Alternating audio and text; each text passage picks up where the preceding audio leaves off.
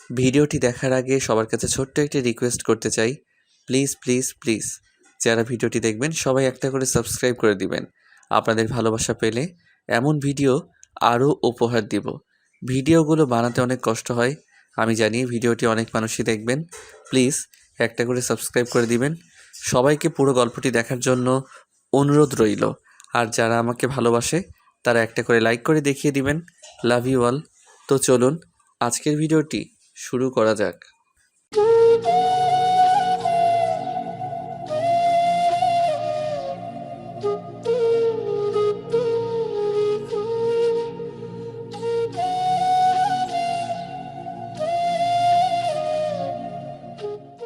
নির্ভীক ভাইকে অনেক বছর ধরে ভালোবাসি আমি।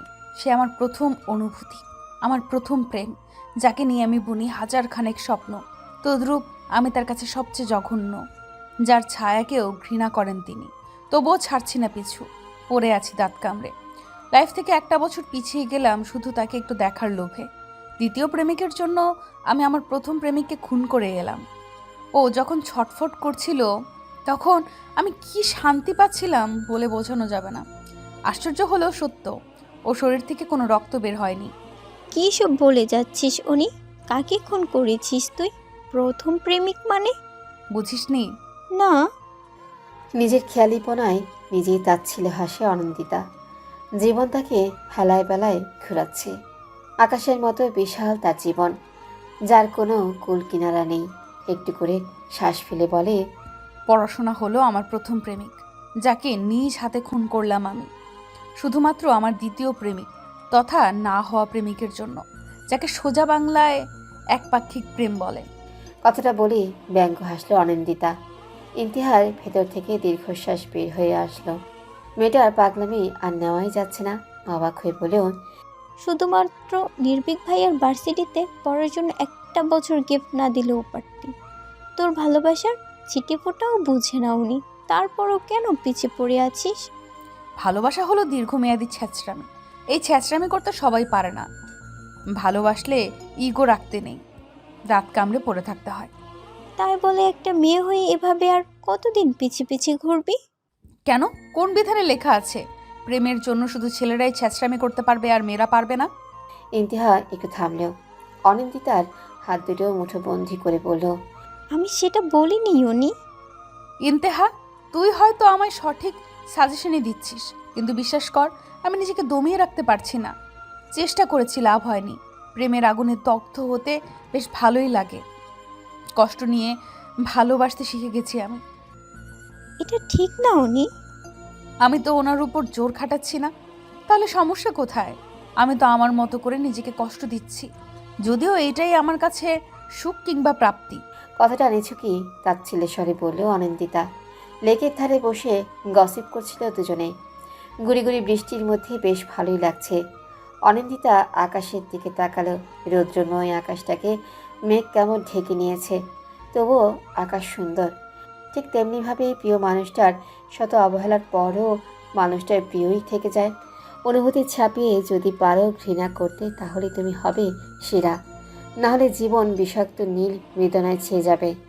ইন্থিয়া অবাক দৃষ্টিতে অনিন্দিতার দিকে তাকালেও স্টাইলিশ, বুদ্ধিসম্পন্ন, প্রতিবাদী সুপার ইগো নিয়ে বড় হওয়া মেয়েটা আজ কতটা পরিবর্তন এসেছে। শুধু ভালোবেসে সহ্য করে নিচ্ছে হাজারো বেদনা। কি ভয়ঙ্কর অনুভূতি নিয়ে বেঁচে আছে। ভালোবাসার কি শক্তি। ইন্থিয়া দীর্ঘশ্বাস ফেলেও নির্ভীক কেন যে উপেক্ষা করে মেয়েটাকে। কোনো দিকে কমতি তো নেই, তবু অনিন্দিতা অসহায়। হয়তো এটাই নিয়তি, কারণ মানুষ কখনোই পারফেক্ট হয় না। ইন্থিয়া ঘড়িতে টাইম দেখলো 4:40 বাজে। মেয়েটা হুড়মুড়িয়ে উঠে গেল। আজ রক্ষে নেই, বাসায় গেলে নিশ্চয়ই মা কেলানি দিবে। অনিন্দিতা ইন্তিহার চঞ্চলতা অনুভব করলো, তবুও তাকালো না। আমি যাই রে উনি, আজ আম্মু নির্ঘাত খুন্তি হাতে মারবে। তুইও তাড়াতাড়ি চলে যাস। অনিন্দিতা উত্তর করল না। ইন্তিহার ছুট লাগালো। ভার্সিটি শেষ হয়েছে 2 বাজে। এত দেরির জন্য আজ মার খেতেই হবে। ব্যাগ থেকে একটা ছবি বের করলো অনিন্দিতা। ছবিটার ছিটে ফোটাও পানি পড়তে ব্যস্ত হয়ে পানিটুকু মুছে নিল। কিছুক্ষণ তাকিয়ে রইল। চোখ থেকে 2 ফোঁটা পানি গড়িয়ে পড়তে ডান হাতের তর্জনী দিয়ে মুছে নিল তৎক্ষণাৎ। নির্ভীক মাহাতাব, আর কতদিন? খুব বেশি চাওয়া তো ছিল না, শুধু একটু কাছাকাছি থাকতে চেয়েছিলাম, রোজ আপনার মায়া ভরা মুখটা দেখতে চেয়েছিলাম, মাদক দ্রব্যের মতো কণ্ঠটা আঁকড়ে ধরতে চেয়েছিলাম, সেটাও সহ্য হলো না। আপনি ইচ্ছে করে এনএসইউতে জব নিলেন, খুব ভালো করেই জানতেন আমি এনএসইউতে চান্স পাবো না। এত দূরত্ব নিয়ে থাকতে চান আপনি। কখনো আপনার কাছে ব্যাঘাত ঘটিয়েছি?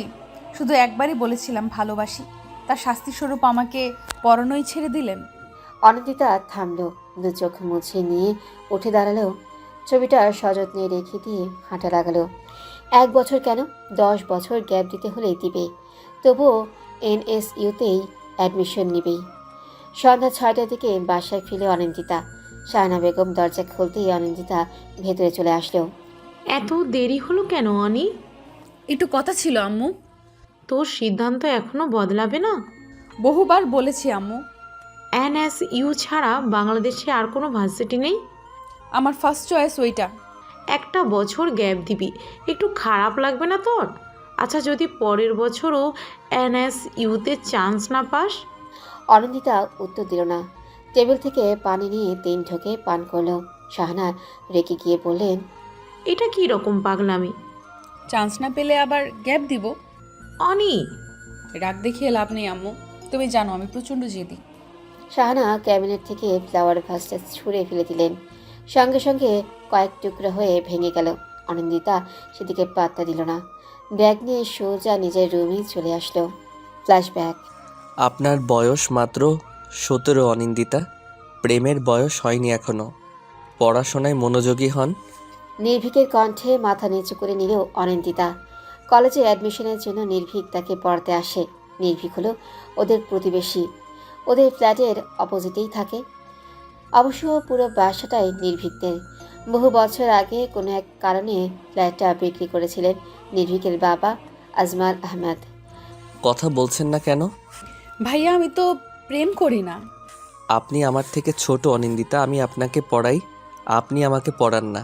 কিন্তু পড়াশোনায় মনোযোগী হন। চোখ এত ঘোরে কেন? অনিন্দিতা মাথা নিচু করেই রইল। নির্ভীক প্রচণ্ড রেগে আছে, তবে নীরবেই তা মেটাচ্ছে। সপ্তাহখানেক অনিন্দিতা নিজেকে দমিয়ে রাখতে পারলেও সাদা শুভ্র পাঞ্জাবি পরা নির্ভীককে দেখে নিজেকে দমাতে পারেনি। জুমার নামাজ পড়ে এসেছে মাত্র, মাথায় টুপিটা খুলেই অনিন্দিতাকে পড়াতে এসেছে। অনিন্দিতা হারিয়ে যায় নির্ভীকের মাঝে। নির্ভীক প্রচণ্ড রেগে যায়। টেবিলে ধুম করে আওয়াজ হতেই অনিন্দিতা চোখ নামিয়ে নেয়। অপ্রস্তুত বোধ করে, তবুও বলে, আমি আসলে কোনো অজুহাত চাই না আমি। আপনি জানেন না আমি বিদেশ থেকে পড়াশোনা করে এসেছি, সেখানে সব রকমের মানুষের সাথে চলতে হয়েছে। 23 বছর পার করেছি, চোখে কালো কাপড় বেঁধে নয়। নির্ভীক ভাইয়া, আমি আপনাকে পছন্দ করি আসলে। অনিন্দিতা, নির্ভীকের চিৎকারে অনিন্দিতা কেঁপে ওঠে। নিজের ভুলটা বুঝতে পারে নির্ভীক। গলা নামিয়ে বলে, আপনি নিজেকে সংযত রাখুন অনিন্দিতা। আপনাকে আমি ভালোবাসি নির্ভীক, আমার সাথে এমন কেন করেন? বড় হওয়া সত্ত্বেও সবসময় আমাকে আপনি বলে সম্বোধন কেন করতে হবে? রাগে কটমট করতে থাকে নির্ভীক। মেয়েটাকে বুঝিয়ে কোনো লাভই হবে না। অনিন্দিতার কথার উত্তর না দিয়ে নির্ভীক চলে যায়। অনিন্দিতা কষ্ট পায়, নীরবে চোখের পানি ফেলে। সারা রাত কাঁদে নিজের প্রিয় নোটটাতে লেখালেখি করে। ভালোবাসি নির্ভীক। পরদিন সকালে ঝড়টা অনিন্দিতার হৃদয়কে ব্যথিত করে। নির্ভীক আর তাকে পড়াতে পারবে না শুনে ব্যগ্র হয়ে ধরা গলায় বলে, নির্ভীক ভাইয়া আমাকে আর পড়াবে না কেন? ছেলেটা তোর ভালোর জন্য কদিন পড়িয়েছে, তোর আঙ্কেলই পড়াতে বলেছিল। তোর পড়ার জন্য ছেলেটা ঘোরাঘুরিও করতে পারেনি, এখন একটু বিরতি চায়। অনিন্দিতা বুঝতে পারে বিষয়টা পুরোই মিথ্যে। আঙ্কেল পড়াতে বলেছে, তার নির্ভীক পড়াতে এসেছে। এটা সত্যি হলেও না পড়ানোর অজুহাতটা সম্পূর্ণ মিথ্যে। ভালোবাসি বলাতেই নির্ভীক তাকে পড়াবে না। আর অনিন্দিতার কোচিংয়ে যাওয়া হলো না সেদিন। সারাদিন কেঁদেই বুক ভাসালো। এখন নির্ভীককে নিয়ম করে দেখতেও পাবে না। মাঝে কেটে যায় একটা সপ্তাহ। অনিন্দিতা ছলে বলে কৌশলে নানান বাহানা দিয়ে নির্ভীকদের বাসায়তে যাওয়া শুরু করে, কিন্তু একবারও দেখা পায়নি। আজ আবার যায়। কলিংবেল চাপতেই চারুলতা আহমেদ দরজা খুলে দিলেন। অনিন্দিতাকে দেখে একগাল হাসলেন, হাতের ইশারায় বললেন, অনি যে, আয় আয় ভেতরে আয়। অনিন্দিতা ভেতরে গেল। সোফাতে আয়েশ করে বসতেই চারুলতা কিচেনে চলে গেলেন। চোখ ঘুরিয়ে ঘুরিয়ে পুরো ফ্ল্যাটটা দেখতে লাগলো। বেশ দামি জিনিসপত্রে গোছানো ফ্ল্যাট। ফ্ল্যাট বলে ভুল হবে, কারণ ফ্ল্যাটটা দোতলা মডেলের, অর্থাৎ ডুপ্লেক্স বাসার মতো করে করা। অনিন্দিতা উকি ঝুঁকি মারতে লাগলো। এখান থেকে নির্ভীকের রুমটা সরাসরি দেখা যায় না। মিষ্টি হাতে চারুলতা ফিরে আসলেন। অনিন্দিতা হেসে তাকালো। একটা মিষ্টি খেয়ে আর খেলো না, কারণ ছানার মিষ্টি ওর পছন্দ নয়, গলায় আটকে যায়। এই বাটিতে কি এনেছিস অনি? আম্মু মুরগির মাংস পাঠালো আন্টি। আজ নাকি তুমি খাসির মাংস রান্না করেছো, আর নিহাল ভাইয়া না খেয়ে বেরিয়ে গেছে। আর বলিস না, ছেলেটা হয়েছে এক পাগল। খাসির মাংস একটুও পছন্দ করে না, রান্না করলেই সেদিন ভাত না খেয়েই চলে যায়। অনিন্দিতা একটু হাসলো, হানমনেই বলে উঠল। আমিও তো খাই না। চারুলতা মাংসের বাটিটা নিয়ে রেখে দিলেন। তারপর অনিন্দিতার পাশে বসে বললেন, শুনেছি তুইও নাকি খাসির মাংস পছন্দ করিস না। হ্যাঁ, একদম বাজে লাগে। পুরো নিহালের মতো করে বললিস। ইস, আমি তো ভুলেই গেছি চুলায় তরকারি বসিয়েছি। এই ছেলেটার জন্য আবার রান্না বসাতে হয়েছে। আমি যাই রে অনি। চারুলতা চলে গেলেন। অনিন্দিতা মনে মনে খুশি হলো। সিঁড়ি পেয়ে উপরে উঠে গেল।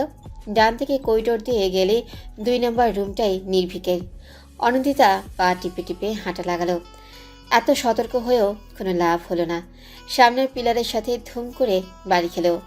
মাথায় হাত বুলিয়ে আবারও হাঁটা লাগালো। নির্ভীক তার ঘরে অন্য কারো যাওয়া একদমই পছন্দ করে না। অনিন্দিতা তাই উকি মারল। পুরো ঘরময় চোখ বুলিয়ে ও নির্ভীককে দেখতে পেল না। বেজায় মন খারাপ নিয়ে ফিরে আসলো। মাঝপথে এসে চোখ চকচক করে উঠল। এই সুযোগ হাতছাড়া করার কোনো মানেই হয় না। মনের আনন্দে নাচতে নাচতে নির্ভীকের ঘরে প্রবেশ করল। প্রথমেই বেডে শুয়ে পড়ল। ফ্যানের দিকে তাকিয়ে আনমনে হাসল। বালিশ দুটো করে নিয়ে বসে পড়ল। কিছুক্ষণ এভাবেই থেকে বালিশের নাক ডুবিয়ে দিল। এই বালিশেই তো নির্ভীকের শরীরে গন্ধ লেগে আছে। প্রাণ ভরে নিঃশ্বাস নিল মেয়েটা। এত সুখ সুখ অনুভূতি হচ্ছে। সাইড টেবিলে থাকা নির্ভীকের হাস্যোজ্জ্বল ছবিটা বুকে চেপে ধরল। ছেলেটাকে এত ভালোবাসে কেন, এত মায়া কেন ওই ছেলেটার মাঝে? নিজের প্রশ্নে নিজেই হাসল। হঠাৎ চোখ পড়ল নির্ভীকের বুক শেলফে। শতেক বই রাখা সেখানে, তবে সব থেকে আকর্ষণ করছে গাঢ় নীল রঙের ডায়েরিটাতে। প্রচণ্ড আগ্রহে মেয়েটা ফেল করে তাকিয়ে রইল। কিছুক্ষণ এভাবেই কেটে গেল। নির্ভীকের ছবির ফ্রেম থেকে ছবিটা নিয়ে লুকিয়ে নিল। এই ছবিটা খুব যত্নে রাখবে সে। বুকশেলফ থেকে ডায়েরিটা নিল। খুব সুন্দর করে ডায়েরির ওপর কারুকাজ করা, একেবারে শেষ প্রান্তে লেখা, অব্যক্ত প্রিয়তমা। তুমি আমার ভীষণ প্রিয়, ঠিক যেন কাশফুলে ঘেরা কিংবা রক্তজবার মেলা। তুমি হাসলে হাসে রৌদ্রময়ী আকাশ, তুমি কাঁদলে আকাশও কাঁদে, নামিয়ে দেয় ধারা। তোমার নামে লিখেছি কবিতা, লিখেছি হাজারো গান, কখনো শোনানো হয়নি, কবে জোড়াবে প্রাণ।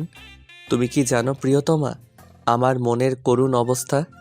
কখনো কি শুনেছে এই বুকের ধুকপুকানি কখনো? অনিন্দিতা আর পড়তেই পারল না। ডায়েরিটা টেনে নিয়ে গেল নির্ভীক। চোখ দিয়ে যেন অগ্নি ঝরছে। ভয়ে এক হাত পিছিয়ে গেল মেয়েটা। ডায়েরিটা উল্টিয়ে রেখে দিল নির্ভীক। অনিন্দিতা বারবার ফাঁকা ঢোক গিলছে। নির্ভীকের চোখে মুখে ভয়ঙ্কর রাগ স্পষ্ট হলেও ও অতি শান্ত কণ্ঠে শুধালো, এখানে কেন এসেছেন অনিন্দিতা? অনিন্দিতা উত্তর দিল না। ভয়েই তার শরীর ঠান্ডা হয়ে গেছে। নির্ভীক আবারও বলল, ডায়েরিতে হাত দিয়েছেন কেন? অন্যের জিনিসে হাত দেওয়ার আগে পারমিশনের প্রয়োজন হয়, জানেন না? আমি আসলে কতটুকু পড়েছেন? বেশি নয়, শুধু প্রথম পৃষ্ঠা অবধি, কিন্তু তার আগেই আপনি। অনেক বেশি পড়ে ফেলেছেন। আমার জিনিসে অন্য কারো হাত দেওয়া একদমই পছন্দ নয়। আপনি আমার রুমে কেন এসেছেন? আমি দেখতে এসেছিলাম আপনাকে। দেখা হয়ে গেছে? অনিন্দিতা মাথা ঝাঁকালো। ঝাঁঝালো স্বরে নির্ভীক বলল, তাহলে এখনও দাঁড়িয়ে আছেন কেন? নির্ভীক ভাইয়া, এখানেই থেমে যান। আপনি অন্যায় করেছেন। এই রকম কিছু আবার ঘটলে আমি কঠোর হতে বাধ্য হব। এখনই বেরিয়ে যাবেন। অনিন্দিতা ছলছল নয়নে কিছু বলবেই তার আগে নির্ভীক বলল, কোনো কথা নয়, এখনই চলে যান। অনিন্দিতা এক পলক তাকালো। নির্ভীক তার দিকে ফিরেও তাকালো না। চাপা কান্না নিয়ে অনিন্দিতা স্থান ত্যাগ করলো। বর্তমান। অনি, এই অনি, কফিটা নিয়ে যা, ঠান্ডা হয়ে যাচ্ছে তো। শাহানার ডাকে চোখ মুছে নিল অনিন্দিতা। অস্ফুট স্বরে বলল, আসছি আম্মু। কিচেন থেকে কফি নিয়ে আবার রুমে চলে আসলো। মাথাটা কেমন ছিমছিম করছে। কফি কাপে চুমুক দিয়ে বই নিয়ে বসলো। সামনে এবছর অ্যাডমিশন টেস্টে যে করেই হোক সিলেক্টেড হতেই হবে। আন্টি, আমি সর্বোচ্চ চেষ্টা করব, তবে অনিন্দিতা বুঝলেই হয়। দেখো বাবা, কিছু করতে পারো কি না? মেয়েটা এমন অবস্থা ছিল না, আজকাল বেখেয়ালি হয়ে গেছে। এই তো সকালবেলা চা বসিয়ে অন্যদিকে তাকিয়ে কি যেন ভাবছিল, একটুর জন্য আগুন লেগে যায়নি। বিকেলে কফি ফেলে হাত পুড়িয়ে ফেলেছে। এমন করলে তো বড়সড় অঘটন ঘটে যাবে। হ্যাঁ, আমি বোঝাবো যাতে অন্য ভার্সিটিতে অ্যাডমিশন নেয়। তারপর দেখি অনিন্দিতা কি করে। শাহানা স্বস্তির নিঃশ্বাস ফেলেন। যদি মেয়েটার একটু সুবুদ্ধি ঘটে, এনএসইউতেই কেন অ্যাডমিশন নিতে হবে? দেশে আরও অনেক ভার্সিটি রয়েছে, কিন্তু না, সেগুলোতে তো হবে না। গভীর মনোযোগে বই পড়ার কথা থাকলেও বই পড়ছে না অনিন্দিতা। আধ খাওয়া কফিটা ঠান্ডা হয়ে পড়ে আছে। দু চোখে কোণে পানি জমেছে। চাঁদের দিকে তাকিয়ে আছে সে। নির্ভীক মাহতাব শব্দের অর্থ চাঁদ। নির্ভীক তার কাছে চাঁদই রয়ে গেছে। আর অনিন্দিতা হলেও সেই গরিব ব্রাহ্মণ। অবশ্য সেটাও ভুল, কারণ গরিব ব্রাহ্মণ রোজ নিয়ম করে চাঁদকে দেখতে পায়। চাঁদ তার থেকে লুকিয়ে থাকে না, আর নির্ভীক তার থেকে লুকিয়ে বাঁচে। প্রায় 10 মিনিট ধরে দাঁড়িয়ে আছে নির্ভীক। একজন জলজ্যান্ত মানুষ যে তার রুমে উপস্থিত, সেদিকে খেয়াল নেই মেয়েটার। তার ভাবনা জুড়ে নির্ভীককে না পাওয়ার বেদনা। 4টি বছর ধরে যার জন্য মরিয়া হয়ে উঠেছে। প্রায় 3টি বছর ধরে পাগল প্রায় অবস্থা, অথচ নির্ভীক তার দিকে ফিরেও তাকায় না। নির্ভীক খ্যাক করে কেসে অনিন্দিতার মনোযোগ পাওয়ার চেষ্টা করলো। অনিন্দিতা ঘুরে তাকাতেই বলল, আপনি নাকি 1 বছর গ্যাপ দিচ্ছেন অনিন্দিতা?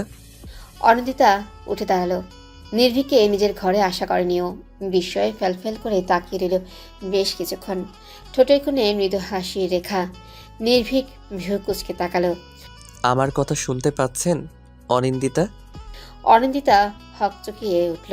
জামা টেনে নিয়ে ভালো করে ওড়না পেঁচিয়ে বলল, জি। এটা কি ঠিক হচ্ছে? কেন ঠিক নয়? নির্ভীক ঘুরে দাঁড়ালো। অনিন্দিতা টেবিল থেকে বই নিতে গিয়ে চোখ পড়ল বুক শেলফে। মুহূর্তেই রাগ উঠে গেল। প্রতিটা বই ঘেঁটে দেখতে লাগলো। অবাকের চরম পর্যায়ে অনিন্দিতা। নির্ভীকে ঠোঁট দুটো কাঁপছে। একটা বই মেয়েটার দিকে এগিয়ে দিয়ে রাগ মিশ্রিত কণ্ঠে বলল, এইসব কি? কি? আমার সাথে মজা করছেন? মজা কেন করব? এগুলো তো বই। টেবিলের উপর ধুম করে বইটা রাখলো। 8টা বই বের করে নিয়ে বলল, প্রতিটা বই প্রেম নিয়ে লেখা। পড়াশোনা বাদ দিয়ে এইসব পড়েন আপনি, আর এর জন্যই মাথার পোকাগুলো নড়ে চড়ে ওঠে। আপনি কি করে জানলেন এসব প্রেমের বই? নির্ভীক হকচকিয়ে উঠল। প্রশ্ন এড়াতে বলল, আমি এগুলো নিয়ে যাচ্ছি। প্রেমের সংলাপ না পড়ে বই পড়ুন, কাজে আসবে। চাই না আমার কোনো কাজ। জেদ করছেন? না, জেদ করছি না। আমি শুধু জানি একজনকে ভালোবাসি। থেমে যান। এনএসইউতে চান্স পাওয়ার ইচ্ছাটার একমাত্র কারণ যে আমি, সেটা খুব ভালো করেই জানি। এইসব পাগলামি বন্ধ করুন। এতে বিন্দুমাত্র লাভ হবে না, বরং যে চেয়ে নিজের ক্ষতি করছেন। অনিন্দিতা চোখ দুটো নামিয়ে নিল। নিজের দুর্বলতা দেখিয়ে কোনো লাভ নেই। পেছন ফিরে নিয়ে বলল, আমি পাগলামি করছি না। আমার এনএসইউতে অ্যাডমিশন লাগবে, সেটা যে করেই হোক। নির্ভীকের প্রচণ্ড রাগ উঠে গেল। সমস্ত রাগ বইয়ের উপর উঠালো। বইগুলো দুমড়ে মুচড়ে নিয়ে চলে গেল। নির্ভীক চলে যেতেই চাপা কান্নায় ভেঙে পড়ল মেয়েটা। যে জায়গাটায় নির্ভীক দাঁড়িয়েছিল সেই জায়গায় হাত বুলালো। যে জায়গায় নির্ভীক হাত ছুঁয়েছিল সেই জায়গায় ঠোঁট ছোঁয়ালো। চাঁদের আলো মেয়েটার মুখ উজ্জ্বল হয়ে গেছে। নির্ভীকের দাঁড়ানোর জায়গায় শুয়ে রইল। পাগলামি, ভালোবাসা হলো এক বিচিত্র অনুভূতির বড়সড় পাগলামি। অনি, এই অনি, মেঝেতে শুয়ে আছিস কেন মা? শরীর খারাপ করছে? অনি, এই অনি। মায়ের ডাকে চোখ পিটপিট করে তাকালো। মেঝেতে ঘুমানোর কারণে গালের এক পাশ লাল হয়ে আছে, সাথে গালে দুটো দাগও হয়েছে। হাই তুলে অনিন্দিতা বলল, কি হয়েছে আম্মু? এখানে শুয়েছিস কেন? কাল তো গরম ছিল না? তাহলে জ্বর হয়েছে নাকি? ঘুমের ঘোরে পড়ে যাসনি তো? আম্মু একটু শান্ত হও। এমনি ভালো লাগছিল না, তাই শুয়েছিলাম। এখন বলো কি হয়েছে? মেঝে থেকে উঠ আগে, তোর আব্বু এসেছে, তোর সাথে কথা বলতে চাচ্ছে। অনিন্দিতা উঠে দাঁড়ালো। ঘড়িতে তাকিয়ে দেখলো 9টা বাজে। কক্সবাজার থেকে এত সকাল সকাল এসে পড়লেন কি করে? যা ফ্রেশ হয়ে আয়, আমি নাস্তা রেডি করছি। শাহানা চলে গেলেন। অনিন্দিতা বিছানা থেকে ফোনটা নিয়ে নির্ভীকে প্রোফাইল ঘাটল। 5 ঘন্টা আগে অ্যাক্টিভ ছিল মানুষটা। অনিন্দিতার ভ্রু বেঁকে গেল। ছেলেটা রাতে ঘুমায়নি নাকি? হঠাৎ করে অনিন্দিতার বুকে মোচড় দিয়ে উঠল। নির্ভী কি কাউকে ভালোবাসে? 2 বছর আগে নির্ভীকে ডায়েরিতে তো তেমনই লেখা ছিল। আপু, এই আপু, আর কতক্ষণ? হীরের কণ্ঠে ফোনটা রেখে দিল। ভাবনাগুলো নিয়েই বাথরুমে চলে আসলো। ফ্রেশ হয়ে এসে সোজা ড্রয়িং রুমে চলে আসলো। আরশাদ হক রিমোট নিয়ে টিভির চ্যানেল পাল্টাচ্ছেন। অনিন্দিতাকে দেখে বললেন, পাশে এসে বসো অনি। অনিন্দিতা বসলো না। আরশাদ ভ্রু কুচকে তাকালেন। মেয়েটা কেমন চুপচাপ হয়ে গেছে। বাড়ি মাতিয়ে রাখা মেয়েটার এমন করুণ দশা কেন? কি হলো? কখন এলে আব্বু? কিছুক্ষণ আগে। ফ্লাইটে করে এসেছো? ভাবলাম তাড়াতাড়ি আসা ও যাবে আর ভেজালও কম হবে। অনিন্দিতা একটু হাসলো। আরশাদ উঠে দাঁড়ালেন। মেয়ের মাথায় স্নেহের হাত রেখে বললেন, তুমি তোমার সিদ্ধান্ত এখনো বদলাবে না। আমি এনএসইউতেই পড়তে চাই আব্বু। যদি টাকা নিয়ে চিন্তা করো তাহলে আমি পার্ট টাইম জব খুঁজে নিব। ছি মামনি, আমি টাকা নিয়ে কেন চিন্তা করব? তোমার বাবা মধ্যবিত্ত হলেও এনএসইউতে পড়ানোর ক্ষমতা রাখে। আমি এনএসইউতেই পড়তে চাই আব্বু। 1 বছর গ্যাপ যাওয়া আমার জন্য কোনো বিষয় নয়। কথাগুলো বলতে গিয়েই কেঁদে ফেলল অনিন্দিতা। আরশাদ নিভে গেলেন। মেয়েকে 2 হাতে বুকে জড়িয়ে বললেন, আচ্ছা তাই হবে। আমি তোমার মাকে বুঝিয়ে বলবো। তুমি অ্যাডমিশনের জন্য মন দিয়ে পড়াশোনা করো, কেমন? ভোরবেলা উঠে পড়াশোনা করছিল অনিন্দিতা। এনএসইউতে চান্স পেয়েই ছাড়বে। নির্ভীক তাকে সাইলেন্ট চ্যালেঞ্জ করেছে। একবার হেরে গেছে, তবে এবার হারবে না। সবসময় নির্ভীকে জয় চাইলেও আজ নিজের জয় চাইছে। ভালোবাসাকে একটু দেখার জন্যই এত কিছু করা। না হলে সপ্তাহখানেক পার হয়ে গেলেও নির্ভীকে দেখা মেলে না। মাস পার হয়ে গেলেও কথা হয় না। নির্ভীকে ভার্সিটিতে পড়লে দিনে একবার হলেও দেখার সুযোগ মিলবে। গভীর মনোযোগে ব্যাঘাত ঘটল। বেশ বিরক্ত হয়ে তাকালো অনন্দিতা। আপু, একটু শাড়িটা পরিয়ে দেবে প্লিজ? শাড়ি হাতে দাঁড়িয়ে আছে হের। অনিন্দিতা বেশ অবাক হলো। শাড়ি পরতে পছন্দ করে না হের। কোনো বিশেষ অনুষ্ঠান ছাড়া শাড়ি পরা হয় না তার। হঠাৎ করে শাড়ি কেন পরবি? তোর তো শাড়ি পছন্দ নয়। আরে, সাদে কি শাড়ি পরছি? আজ তো আমাদের নবীন বরণ, কলেজে ফার্স্ট ডে, ভুলে গেলে? আজ নবীন বরণ? হ্যাঁ, একটু পরিয়ে দাও না প্লিজ, সবাই শাড়ি পরে আসবে। আচ্ছা আয়। হিরকে শাড়ি পরিয়ে দিল।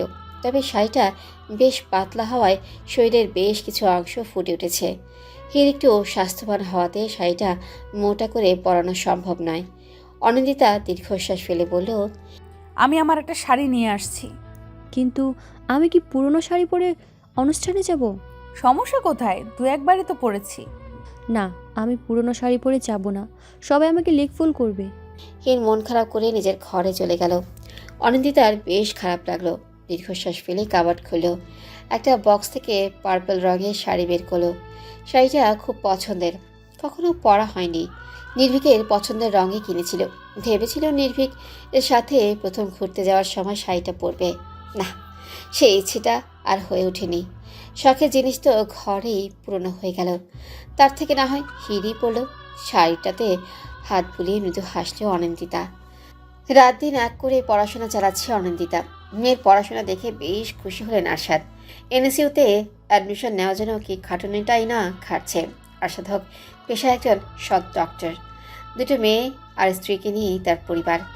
বাবা মা গত হয়েছে বহু বছর। অনেক কষ্ট করে প্রতিষ্ঠিত হয়েছেন, আর তাই পড়াশোনার গুরুত্ব বোঝেন। ঘড়িতে টাইম দেখে বাসা থেকে বেরিয়ে গেলেন। মাসে 2-1বার সরকারি কাজে বিভিন্ন জায়গায় যেতে হয়। এবার যাচ্ছেন পঞ্চগড়। শাহানার মন খারাপ, কারণ পুরো 15 দিনের জন্য যাচ্ছে আরশাদ। স্বামীর প্রতি অফুরন্ত ভালোবাসা। অ্যারেঞ্জ ম্যারেজ হলেও ভালোবাসায় কমতি নেই। আরশাদ বাসা থেকে বের হতেই চাপা কান্নায় ভেঙে পড়লেন। হের মায়ের কান্নাতে বিরক্ত হলো। আম্মু, এই ফ্যাচ ফ্যাচ করে কান্না থামাও প্লিজ। তুমি যেইভাবে কাঁদো, আমার বান্ধবীরা তাদের 22 দিনের রিলেশন ভেঙে গেলেও এইভাবে কাঁদে না। হীরের কথায় শাহানা ছুটে গেলেন, পায়ে জুতোটা উঠিয়ে বললেন, মারবো এক চর। অসভ্য মেয়ে, মায়ের কাছে বন্ধু মহলের কুকর্ম শোনাচ্ছ।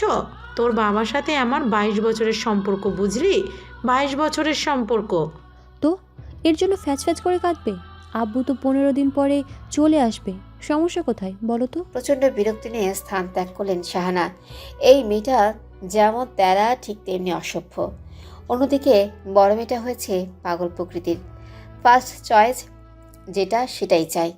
দুটো মেয়েকে প্রায় 20 বছর যাবৎ সহ্য করে যাচ্ছে, এত আদর দিয়ে বাদর হয়েছে। কি বিড়বিড় করছো আম্মু? অনন্দিতার কথাতে ঘাড় ঘুরে তাকালেন, ডাইনিং গোছাতে গোছাতে বললেন, এসে পড়েছিস? তোর আব্বু তো এই মাত্র পঞ্চগড় চলে গেল। কি? হ্যাঁ, মিনিট 10 হলো। আমাকে ডাকবে না একবার? আব্বু তো 15 দিনের জন্য গেল। তোর আব্বুই বারণ করেছে, ফোন করে কথা বলতে বলেছে। আপাতত এই গ্লুকোজটা খা, শরীরে জোর আসবে। একটা বছর ধরে কম খাটনি তো যাচ্ছে না। অনন্দিতা গ্লুকোজের পানিটা নিল, একটু খেয়ে আবারও রেখে দিল। হঠাৎই মনে পড়ো আজ শুক্রবার। উল্লসিত মন নিয়ে ছাদের দিকে পা বাড়ালো। লাল নীল নানা রঙের নয়নতারা ফুল ফুটে রয়েছে। ছাদের এক অংশ জুড়ে বাগান করেছে নির্ভীক। পড়াশোনাটা বিদেশে করলেও ও প্রতি 3 মাস অন্তর বাংলাদেশে এসে ঘুরে যেত সে। প্রায় 6 বছর যাবৎ এই বাগান তৈরি করা হয়েছে। গত 4 বছর ধরে অনন্দিতা নিজেও এই বাগানের যত্ন করে। অবশ্যই নির্ভীকের অগোচরে, কারণ নির্ভীক দেখে ফেললেই সর্বনাশ। এক বলতি কথার সাথে জ্ঞান শুনিয়ে দেয়। বাগানের ফুলগুলো একটু একটু করে ছুঁয়ে দিল। বড় আপন এই ফুলগুলো, কারণ প্রতিটা ফুলে নির্ভীকের স্পর্শ, যা ওর কাছে ভীষণ প্রিয়। চিলেকোঠা দিয়ে কারো পায়ের আওয়াজ পাওয়া গেল।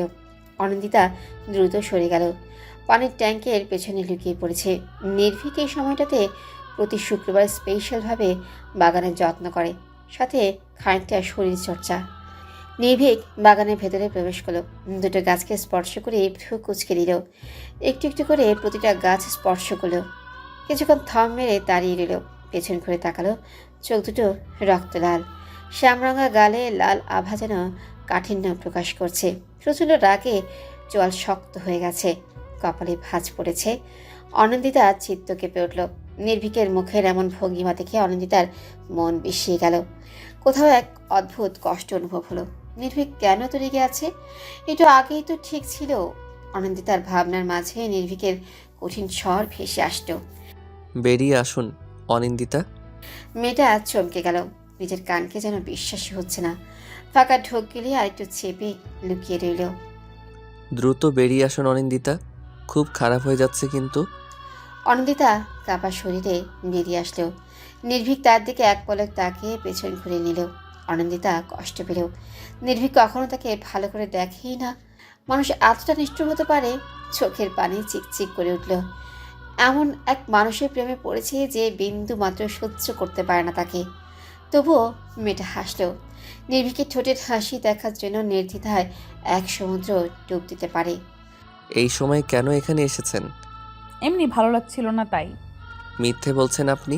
অনন্দিতা উত্তর দিল না। নির্ভীক কাঁটাযুক্ত গোলাপ গাছে হাত বোলাতে লাগলো। অনন্দিতা চমকে উঠল, চোখ দুটো যেন হন্তদন্ত হয়ে গেছে। এক পা এগিয়ে বলল, নির্ভীক ভাইয়া আপনি? অনন্দিতা নাম দেওয়ার সাথে সাথে গোলাপ গাছটাকে চেপে ধরল নির্ভীক। মুহূর্তেই হাঁটা ছিন্ন বিচ্ছিন্ন হয়ে রক্ত ঝরতে লাগলো। অনন্দিতা ডুক রেখে দিয়ে উঠল। তাদের দাঁত চেপে নির্ভীক বলল, এখানেই থেমে যান, আর এক পা বাড়ালে ভয়ঙ্কর কিছু হয়ে যাবে। নির্ভীক ভাইয়া। আগাবেন না। অনন্দিতা নির্ভীকের কথার দিকে পাত্তেই দিল না। জলভরা নয়নে ছুটে আসলো নির্ভীকের কাছে।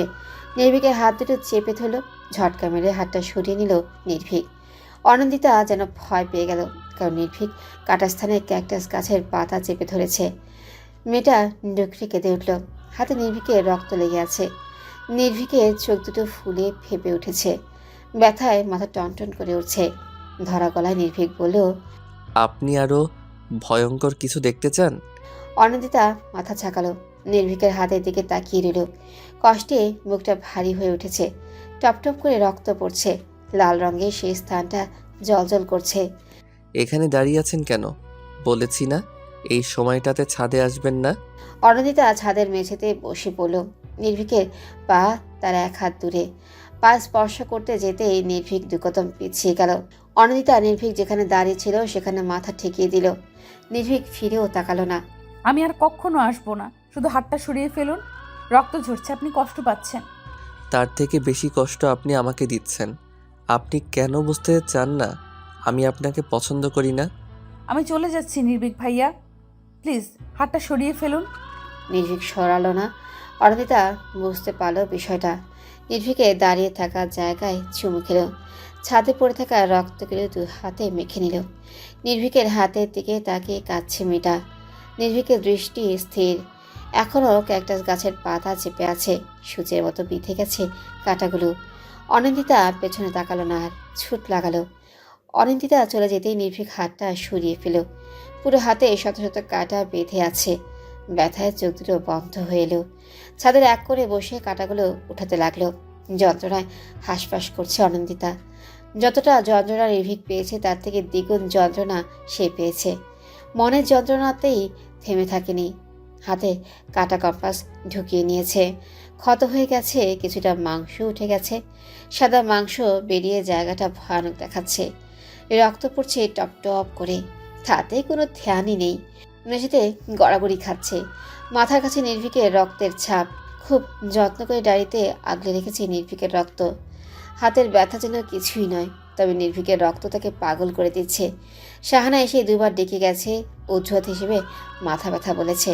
বিকেলে হাতে ব্যান্ডেজ করে দিচ্ছে হির। অনিন্দিতা অনুভূতি শূন্য।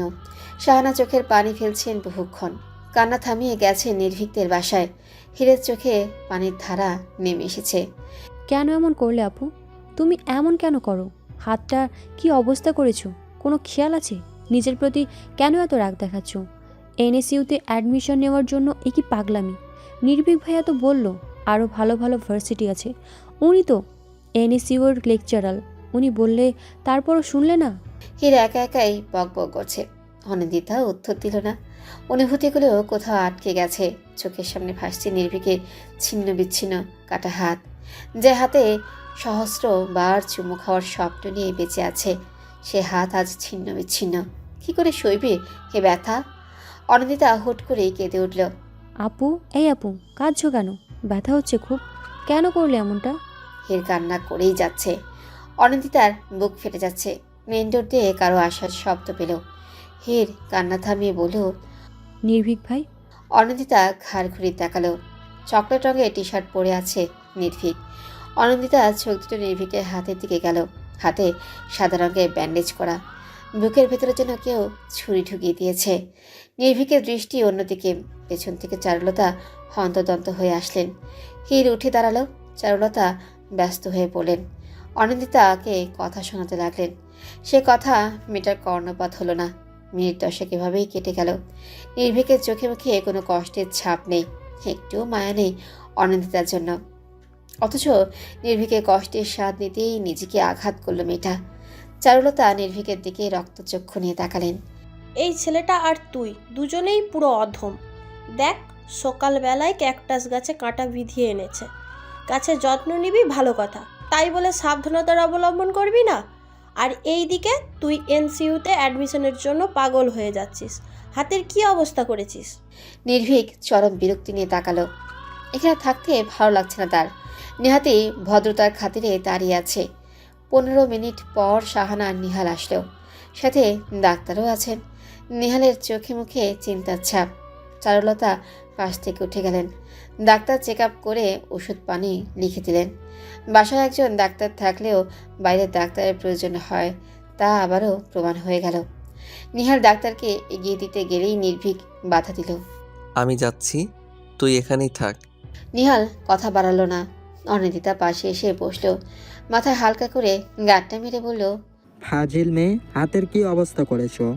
এত ভালো স্টুডেন্ট হতে হবে কোনো সংবিধানে লেখা হয়েছে? এনএসইউ এর থেকে অনেক ভালো ভার্সিটি আছে, সেগুলোতে পড়তে পারতে। অনিন্দিতা মৃদু হাসলো। চারুলতা স্বস্তির নিঃশ্বাস ফেলে বললেন, বোঝা একটু। শাহানা প্রচণ্ড রেগে আছেন। তবুও কিছু বলছেন না। মেয়ের হাতের দিকে তাকিয়ে প্রচণ্ড কষ্ট হলো। হির সবার জন্য শরবত বানাতে গেল।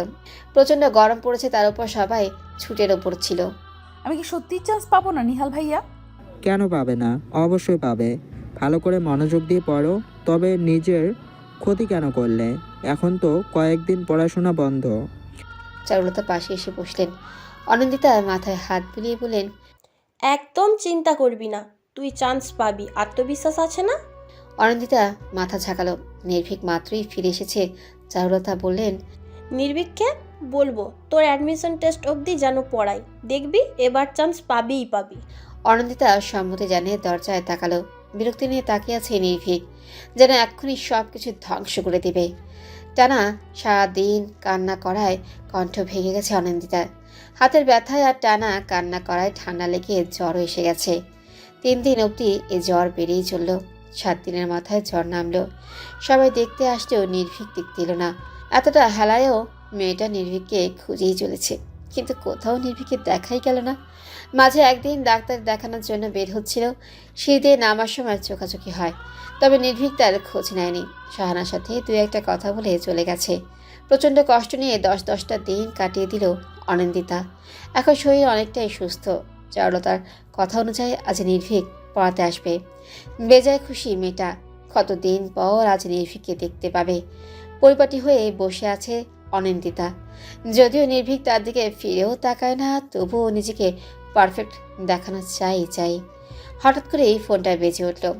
ইন্তিহা কল করেছে। রিসিভ করেই বলল, হ্যাঁ ইন্তেহা বল। এখন কেমন আছিস তুই? ভালো। এখনো মন খারাপ? নির্ভীক ভাইয়া তোকে দেখতে আসেনি না? আরে তা কেন হবে, এই তো সেদিনও সিঁড়িতে দেখা হলো। অত ঘটা করে দেখা সাক্ষাৎ হয় নাকি? কথাগুলো বলার সময় আনন্দিতা স্বর কেঁপে উঠল। কত কষ্টে নিজের আবেগ লুকিয়ে আছে তা নিজেও জানে না। ইন্তিহা দীর্ঘশ্বাস বুঝিয়ে দিলেও সে ধরা পড়ে গেছে। আমাকে বোঝাতে হবে না আর। আজ থেকে নির্ভীক ভাইয়া তোকে পড়ানোর কথা, তাই না? হ্যাঁ, আন্টি তো বলেছে, দেখি উনি আসেন কিনা। আচ্ছা ঠিক আছে, ভালো করে পড়িস। কিন্তু এমনিতেই 1টা বছর পিছিয়ে গেলি। এখন রাখছি, কেমন? আচ্ছা। অনিন্দিতা ফোন রেখে দিল। চোখে পানি চিকচিক করছে। পেছনে ঘুরতেই নির্ভীককে দেখতে পেল। অবাক চোখে তাকালো। নির্ভীক তার বুকশেলফ নাড়াচাড়া করছে। কখন এলেন উনি? কিছু ম্যাথ লিখে দিয়েছি, সলভ করুন। অনিন্দিতা মাথা ঝাঁকালো ঠিকই, তবে চোখ সরালো না। ব্ল্যাক ট্রাউজারের সাথে ছাই রঙা টি শার্টটা এত ভালো ছানায় ছিল না। নির্ভীক পেছনে ঘুরে তাকালো। অনিন্দিতাকে তাকিয়ে থাকতে দেখে বেশ বিব্রত হলো। তবে তেমন কিছুই না বলে বই দুটো টেবিলে রাখলো। অনিন্দিতার সেদিকে খেয়ালই নেই। দেখা শেষ হলে পড়তে বসুন। অনিন্দিতা চমকে তাকালো। নির্ভীকের কথায় খানিকটা লজ্জা পেল। নির্ভীকে ডান হাতের দিকে বারবার তাকানোর চেষ্টা চালালো, তবে ব্যর্থ হলো। সেটার হাতে এখনো কি যন্ত্রণা হয়। স্কেল দিয়ে টেবিলে বাড়ি দিতে অনিন্দিতা চমকে উঠল। নির্ভীক মুখে কাঠিন্য এনে বলল, আমি কি চলে যাব? সরি। নির্ভীক উত্তর দিল না। অনিন্দিতা পড়তে বসল। বারবার মনোযোগে ব্যাঘাত ঘটছে। হঠাৎ করে নির্ভীকের ফোন আসলো। ফোন রিসিভ করে ব্যালকনিতে চলে গেল। লেকের ধারে বসে আছে রোজ। মেয়েটা সুশ্রী মুখে বিন্দু বিন্দু চিন্তার ছাপ। সূর্য তার সারাদিনের কর্মব্যস্ততায় জীবন পেরিয়ে আকাশের বুকে নিজেকে লুকিয়ে নিয়েছে। ভারী নিঃশ্বাসের শব্দ কেমন নিস্তব্ধতায় সুর তুলেছে। বারবার ঘুরে দেখছে সে। উপায় না পেয়ে ফোনে নাম্বার ডায়াল করে কল লাগালো। আর কতক্ষণ লাগবে নির্ভীক? আসছি তো। রাস্তায় প্রচণ্ড জ্যাম ইয়ার। জ্যামে বসে থাক তুই। এদিকে পুরো লেক ফাঁকা হয়ে গেছে, কেউ তুলো নিয়ে গেলে আমাকে আর পাবি বল? রাগ করিস না, একটু ওয়েট কর, এসেই পড়েছি। আচ্ছা আয়। রোজ কল কেটে মৃদু হাসল। ফোনের লক স্ক্রিনে তার আর নির্ভীকের হাস্যজ্জ্বল ছবি। কানাডাতে ভার্সিটির শেষ দিনের ছবিটা তোলা। দীর্ঘশ্বাস ফেলে নির্ভীকের অপেক্ষা করতে লাগলো। মিনিট 10 পর নির্ভীক চলে আসলো। রোজ হালকা হেসে সেদিকে আসলো। নির্ভীকে এক হাতে জড়িয়ে বলল, অসভ্য, প্রথম দিনেই এত লেট? সরি। রোজ বিগলিত হাসলো। নির্ভীকের বা হাতটা গোটানো দেখে ফু কুচকাল। খপ করে নির্ভীকের হাত ধরতে যেতেই নির্ভীক সরে গেল। দেখা হাতে কি আছে? দেখাবো না। খারাপ হয়ে যাচ্ছে কিন্তু। তো নির্ভীক, আমি কিন্তু তোকে খুব মারবো। নির্ভীক ভয় পাওয়ার ভান করে বলল। মাফ কর আমায়, দেখাচ্ছি তো, একটু ওয়েট। রোজ মাথা ঝাঁকালো। নির্ভীক পেছন থেকে একগুচ্ছ অর্কিড বের করে দিতেই রোজ লাফিয়ে উঠল। নির্ভীক মৃদু হাসি ফুটিয়ে তাকালো। রোজের সামনে আসা চুলগুলো টেনে দিয়ে বলল। এটার জন্যই এত লেট হলো। কতগুলো ফুলের দোকান ঘুরতে হয়েছে, সময় আর টাকা দুটোই গেছে। খোটা দিচ্ছিস? একটু একটু। রোজ কিলকিল করে হাসে। নির্ভীক হইতে সময় দেখে নিয়ে বলল। কোন রেস্টুরেন্ট? রেস্টুরেন্টে নয়, ক্যাফেতে যাব। রক্তরাঙা কাগজটাতে নাক ডুবিয়ে রেখেছে অনিন্দিতা। নির্ভীকের রক্তে ঘ্রাণ যেন তাকে পাগল করে দিচ্ছে। বারবার রক্তরাঙা কাগজটাতে ঠোঁট ছোঁয়াচ্ছে। নির্ভীকের স্পর্শ করা বইগুলো বুকে চেপে ধরেছে। বিকেলে কারোর সাথে কথা বলে বেরিয়েছিল নির্ভীক। তাতে একটু মন খারাপ হয়েছিল, তবে ভীষণ সুখ সুখ অনুভূতি হচ্ছে। যাওয়ার আগে নির্ভীক তাকে একবার ঘুরে দেখেছে, যদিও চোখে মুখে ছিল বিরক্তির নীল ছায়া। অনি, এই অনি। আসছি আম্মু। বইগুলো গুছিয়ে অনিন্দিতা চলে গেল। শাহানা ব্যথায় কুকড়ে গেছেন। হে পা টিপে দিচ্ছে। কি হয়েছে আম্মু? বাতের ব্যথাটা বোধ হয় বেড়েছে, সাথে মাথাটাও ঝিম মেরে আছে। আচ্ছা, আমি তেল মালিশ করে দিচ্ছি। তার আগে নাস্তাটা খেয়ে নে। পরে খাবো। খুব যত্নে মায়ের মাথায় তেল মালিশ করে দিচ্ছে অনিন্দিতা। হির পা টিপে দিতে গিয়ে ক্লান্ত হয়ে ঘুমিয়ে পড়েছে। শাহানার চোখও প্রায় লেগে এসেছে। আম্মু, হুম মনে হয় ছোটবেলায় একটা গল্প শুনেছিলাম, ঘুম পাড়াতে আমায়। হুম তাতে কি হয়েছে? গল্পটা শোনাও না প্লিজ। এখন কি বাচ্চা আছিস তুই? ওই সব তো রূপকথার গল্প, বাস্তব হয় না কখনো। আহা, বলোই না। আচ্ছা বলছি। গল্পের কথা শুনে জেগে বসেছে হির। শাহানার পায়ের কাছে আরাম করে বসলো দুজনে। থুতনিতে হাত দিয়ে গল্পের জন্য অপেক্ষা করতে লাগলো। একই দেশে বাস করত এক রাজপুত্র আর এক রাজকন্যা। দুজনের মাঝে তেমন কিছুই মিল ছিল না, তবে রাজকন্যা বেশ পছন্দ করত রাজপুত্রকে, আর রাজপুত্র তার উল্টা। রাজকন্যাকে একদমই দেখতে পারতো না। একটা সময় সেও রাজকন্যার প্রেমে পড়ে যায়। তখন রাজকন্যা বেঁকে বসে আর রাজপুত্র পাগলের মতো করতে থাকে। হাজারো কষ্টের মাঝে জর্জরিত রাজপুত্র ভেঙে পড়ে। রাজকন্যা নিজের প্রিয়তমার কষ্টে কষ্টিত হয়। সমস্ত কিছু ছাপিয়ে রাজপুত্রর কাছে ফিরে আসে, আর তারপর রাজপুত্র আর রাজকন্যা একটা লম্বা জীবন একসাথে কাটায়। হির হাততালি দিয়ে উঠল। শাহানা হেসে নিজের রুমের দিকে অগ্রসর হয়। অনিন্দিতা চোখ চকচক করছে। আচ্ছা, তার রাজপুত্র কি কখনো তার হবে? সেও কি নির্ভীকের সাথে লম্বা একটা জীবন কাটাবে, নাকি রূপকথার গল্প রূপকথাই থেকে যাবে? আব্বু, আমি আবার কানাডা ফিরে যেতে চাই। 3 মাস অন্তর অন্তর না হয় দেশে আসবো, তবুও বারণ করো না প্লিজ। ছেলের কথাতে প্রচণ্ড চমকালেন আজমল।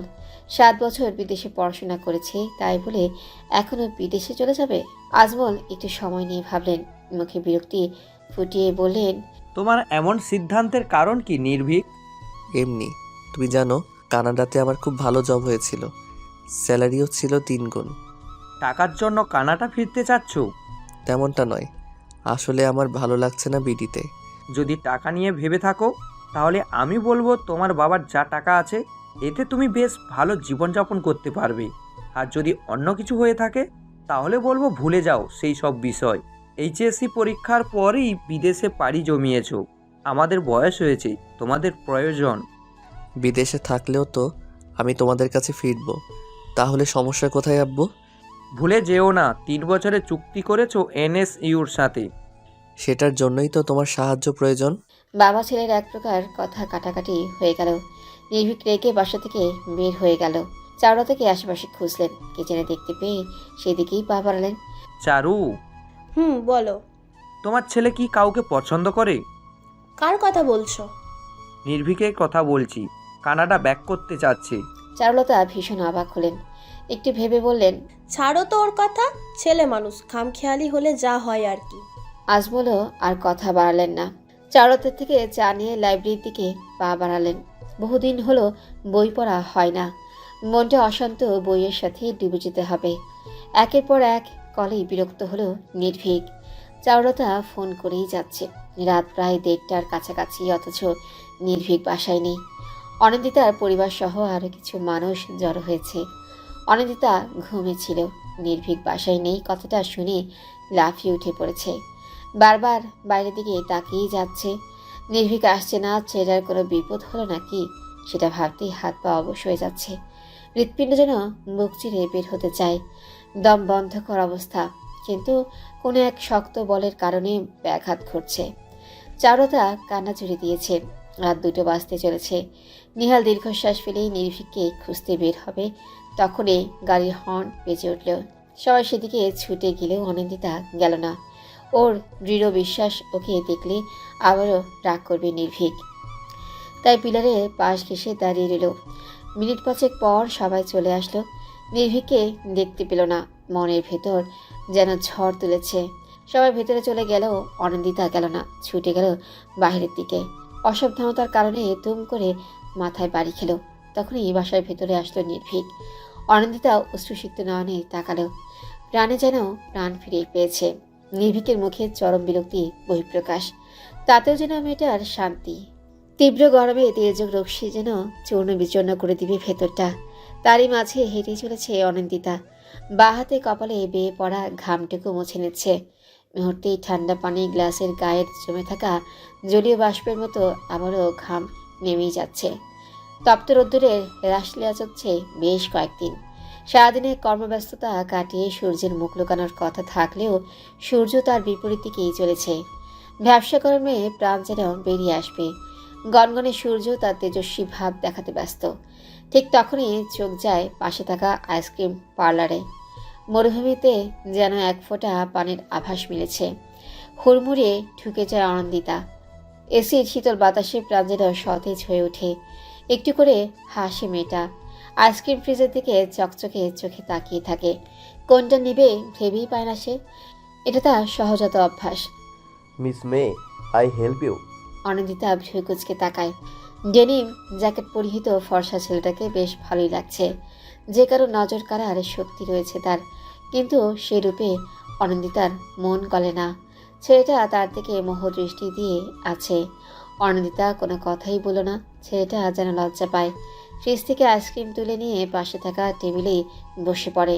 অনিন্দিতা দ্বিধাদ্বন্দ্ব কাটিয়ে কুলফি তুলে নেয়। প্যাকেট খুলে এক বাইট দিবে কি দিবে না, তখনই চোখ যায় অদূরে বসে থাকা নির্ভীকের দিকে। চকচকে চোখে তাকায়, তবে পাশে থাকা মেয়েটাকে লক্ষ্য করে না সে।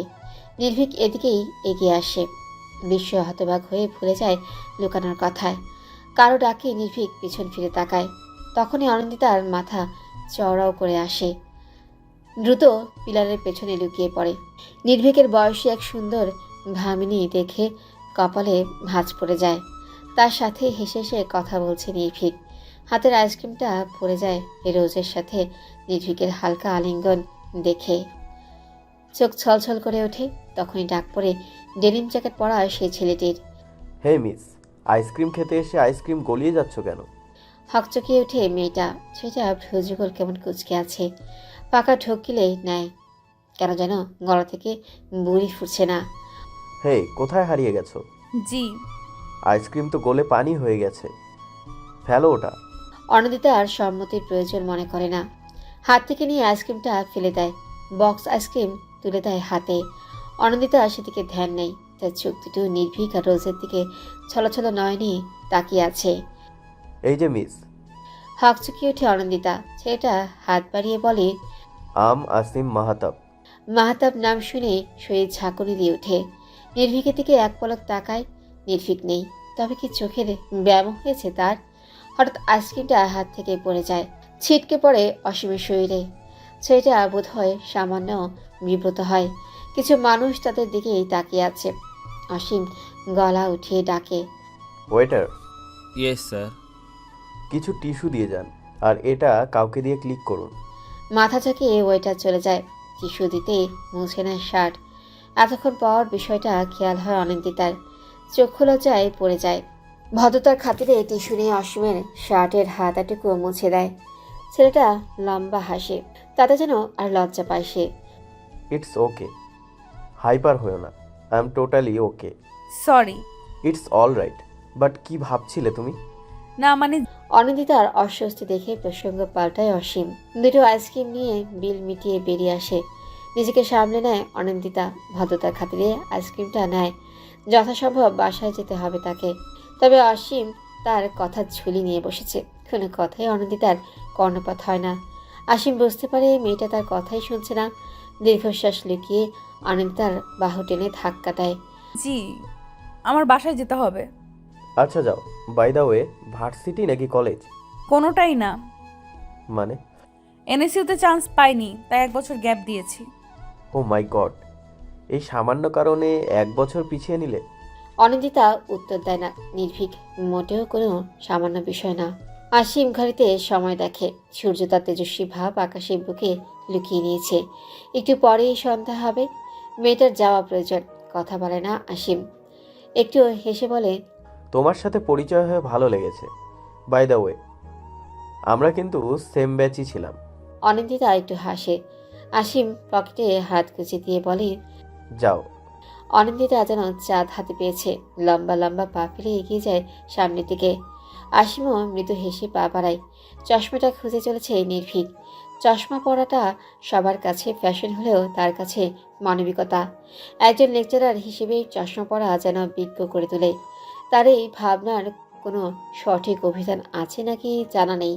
চশমা খুঁজে না পেয়ে রুম থেকে বেরিয়ে আসে। আজমাল করিডোর দিয়ে ছাদের দিকে চলছিলেন। ছেলেকে দেখতে পেয়ে হাঁক ছেড়ে ডাকে, নির্ভীক, জি আব্বু। আজ এত সকাল সকাল কোথায় যাচ্ছ তুমি? ভার্সিটিতে। সকাল 7টা বাজে এখন। 2 দিন পর ফার্স্ট ইয়ারের অ্যাডমিশন টেস্ট আছে, তাই সবাইকে একটু আর্লি যেতে হচ্ছে। ও আচ্ছা, উনিও তো এবার অ্যাডমিশন টেস্ট দিবে। নির্ভীক উত্তর দেয় না। অনিন্দিতার বিষয়ে যেন তার কোনো আগ্রহই নেই। আজমল একটু থামে। নির্ভীক উল্টো পথে হাঁটা লাগায়। আজমাল পিছু ডাকে, যাতে নির্ভীক বিরক্ত হয়। পিছু ডাক তার পছন্দ নয়। তবুও ফিরে আসে বিনয়ের সাথে বলে, কিছু বলবে আব্বু?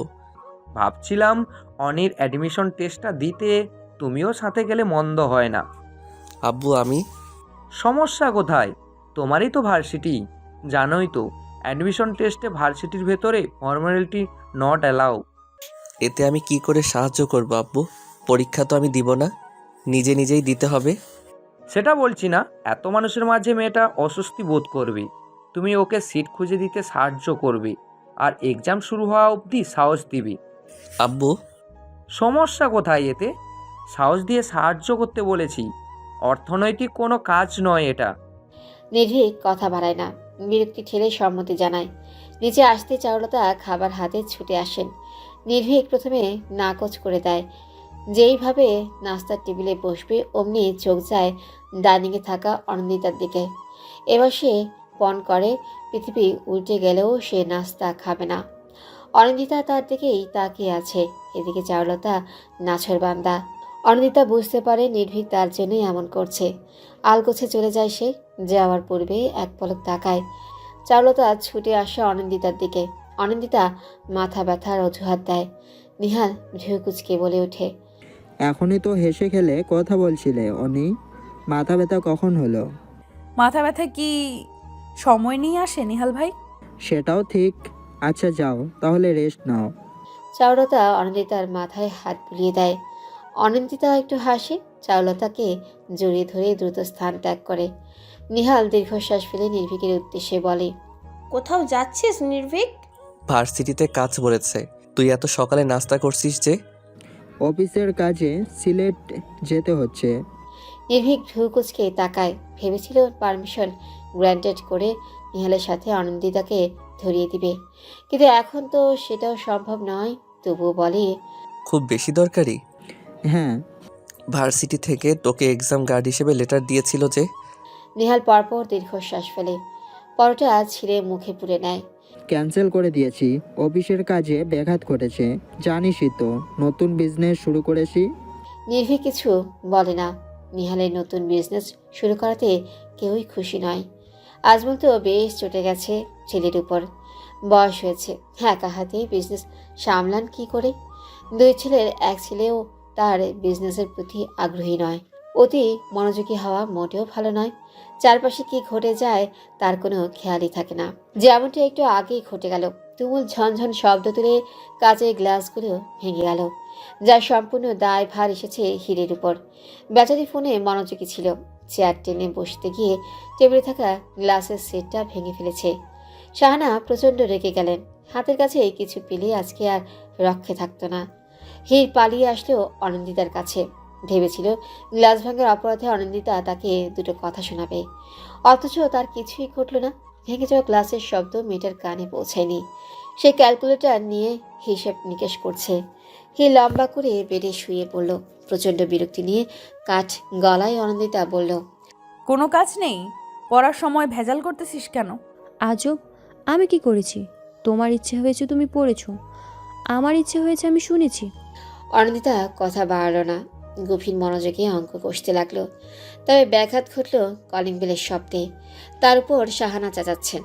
খাতায় মনোযোগ রেখে অনন্দিতা বলল, হীর, তাড়াতাড়ি দরজা খুলে দিয়ে আয়। আমি যাব না। কি ধরনের কথা এটা? আমি পড়ছি, দেখছিস না? আমি শুয়ে আছি, দেখতে পাওনি? অতি পড়াশোনা করে চোখ খেয়ে ফেললে নাকি? রাগে উঠে গেল মেয়েটা। হাতে স্কেলটা ধুম করে টেবিলে রাখলো। হীর ভয় পেয়ে গেলেও নড়ল না। শাহানার কর্কশ কণ্ঠে মাথা ধরে গেছে। মাথায় মালিশ করতে করতে দরজার কাছে এগিয়ে গেল। দরজা খুলতেই মুখ হা হয়ে গেল। অন্যদিকে ঘুরেই নির্ভীক ফোন ঘাটছে। ছেলেটার পেছনের অবয়ব অনন্দিতার বুকে এসে আটকে গেল। মানুষটার প্রতি এত আকর্ষণ কেন? এই কেমন মরণ ব্যাধি? মিনিটখানেক পর নির্ভীক তাকালো। অনন্দিতাকে আশা করেনি সে। বিষাদে ভরে উঠল তার মুখ। অনন্দিতার সেদিকে খেয়াল নেই। মেয়েটা নির্ভীকের দিকে পলকহীন তাকিয়ে দরজায় এমনভাবে দাঁড়িয়ে আছে যে কেউ পাশ কাটাতেও পারবে না। উপায় না পেয়ে বললেও, সাইড হয়ে দাঁড়ান অনিন্দিতা।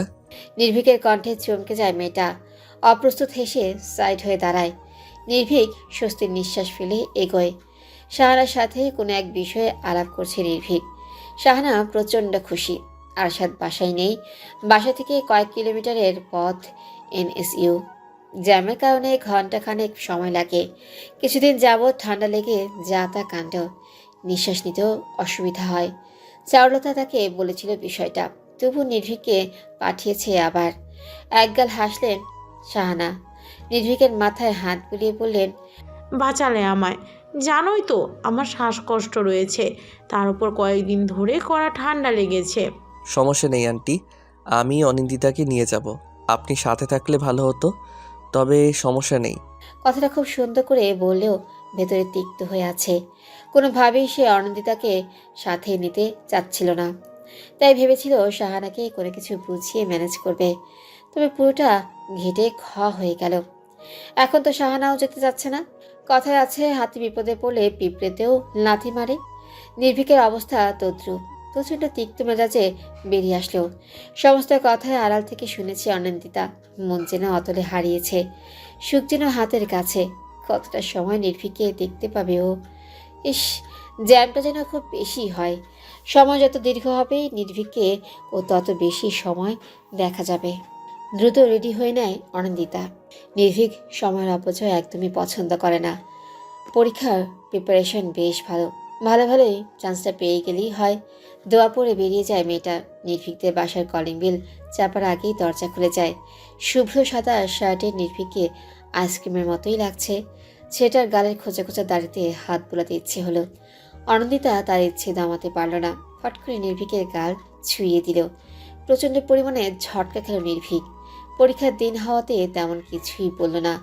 অনন্দিতা বেশ অবাক হলো। নির্ভীক তাকে ফেলে হাঁটতে লাগলো। অনন্দিতা ভাবলো ছেলেটা তার প্রতি একটু মায়া পড়েছে। একটা কথা বলবো? আপনার সাহস আলোর থেকেও অধিক হারে বেড়ে গেছে অনিন্দিতা। নিজেকে সংযত করবেন। ভার্সিটিতে কোনো ভেজাল চাই না আমি। নির্ভীক ভাইয়া, পড়াশোনা নিয়ে কিছু বলার থাকলে বলুন। অযথা কথা বলা আমার পছন্দ নয়। অনন্দিতা দমে গেল, যেন কেউ বুকে তীর ছুড়ে দিয়েছে। প্রতিনিয়ত সে স্থান থেকে রক্তক্ষরণ ঘটে। আর সন্তর্পণে পাষাণের মতো নির্ভীক তা উপেক্ষা করে। নেত্রপল্লবে পানি জমেছে। বা হাতে তা মুছে নিল। গাড়িতে উঠে বসেছে নির্ভীক। অনন্দিতা সেদিকে খেয়াল করেনি। বারবার হর্ন বাজাতে বাজাতে বিরক্ত হলো। পরিশেষে ধমকের সুরে বলল, অনিন্দিতা। নির্ভীকের কঠিন কণ্ঠে ভরকে গেল মেয়েটা। সহসা নির্ভীক এমন ধমক দেয় না। কঠিন কথা বললেও কণ্ঠ শান্ত রাখে।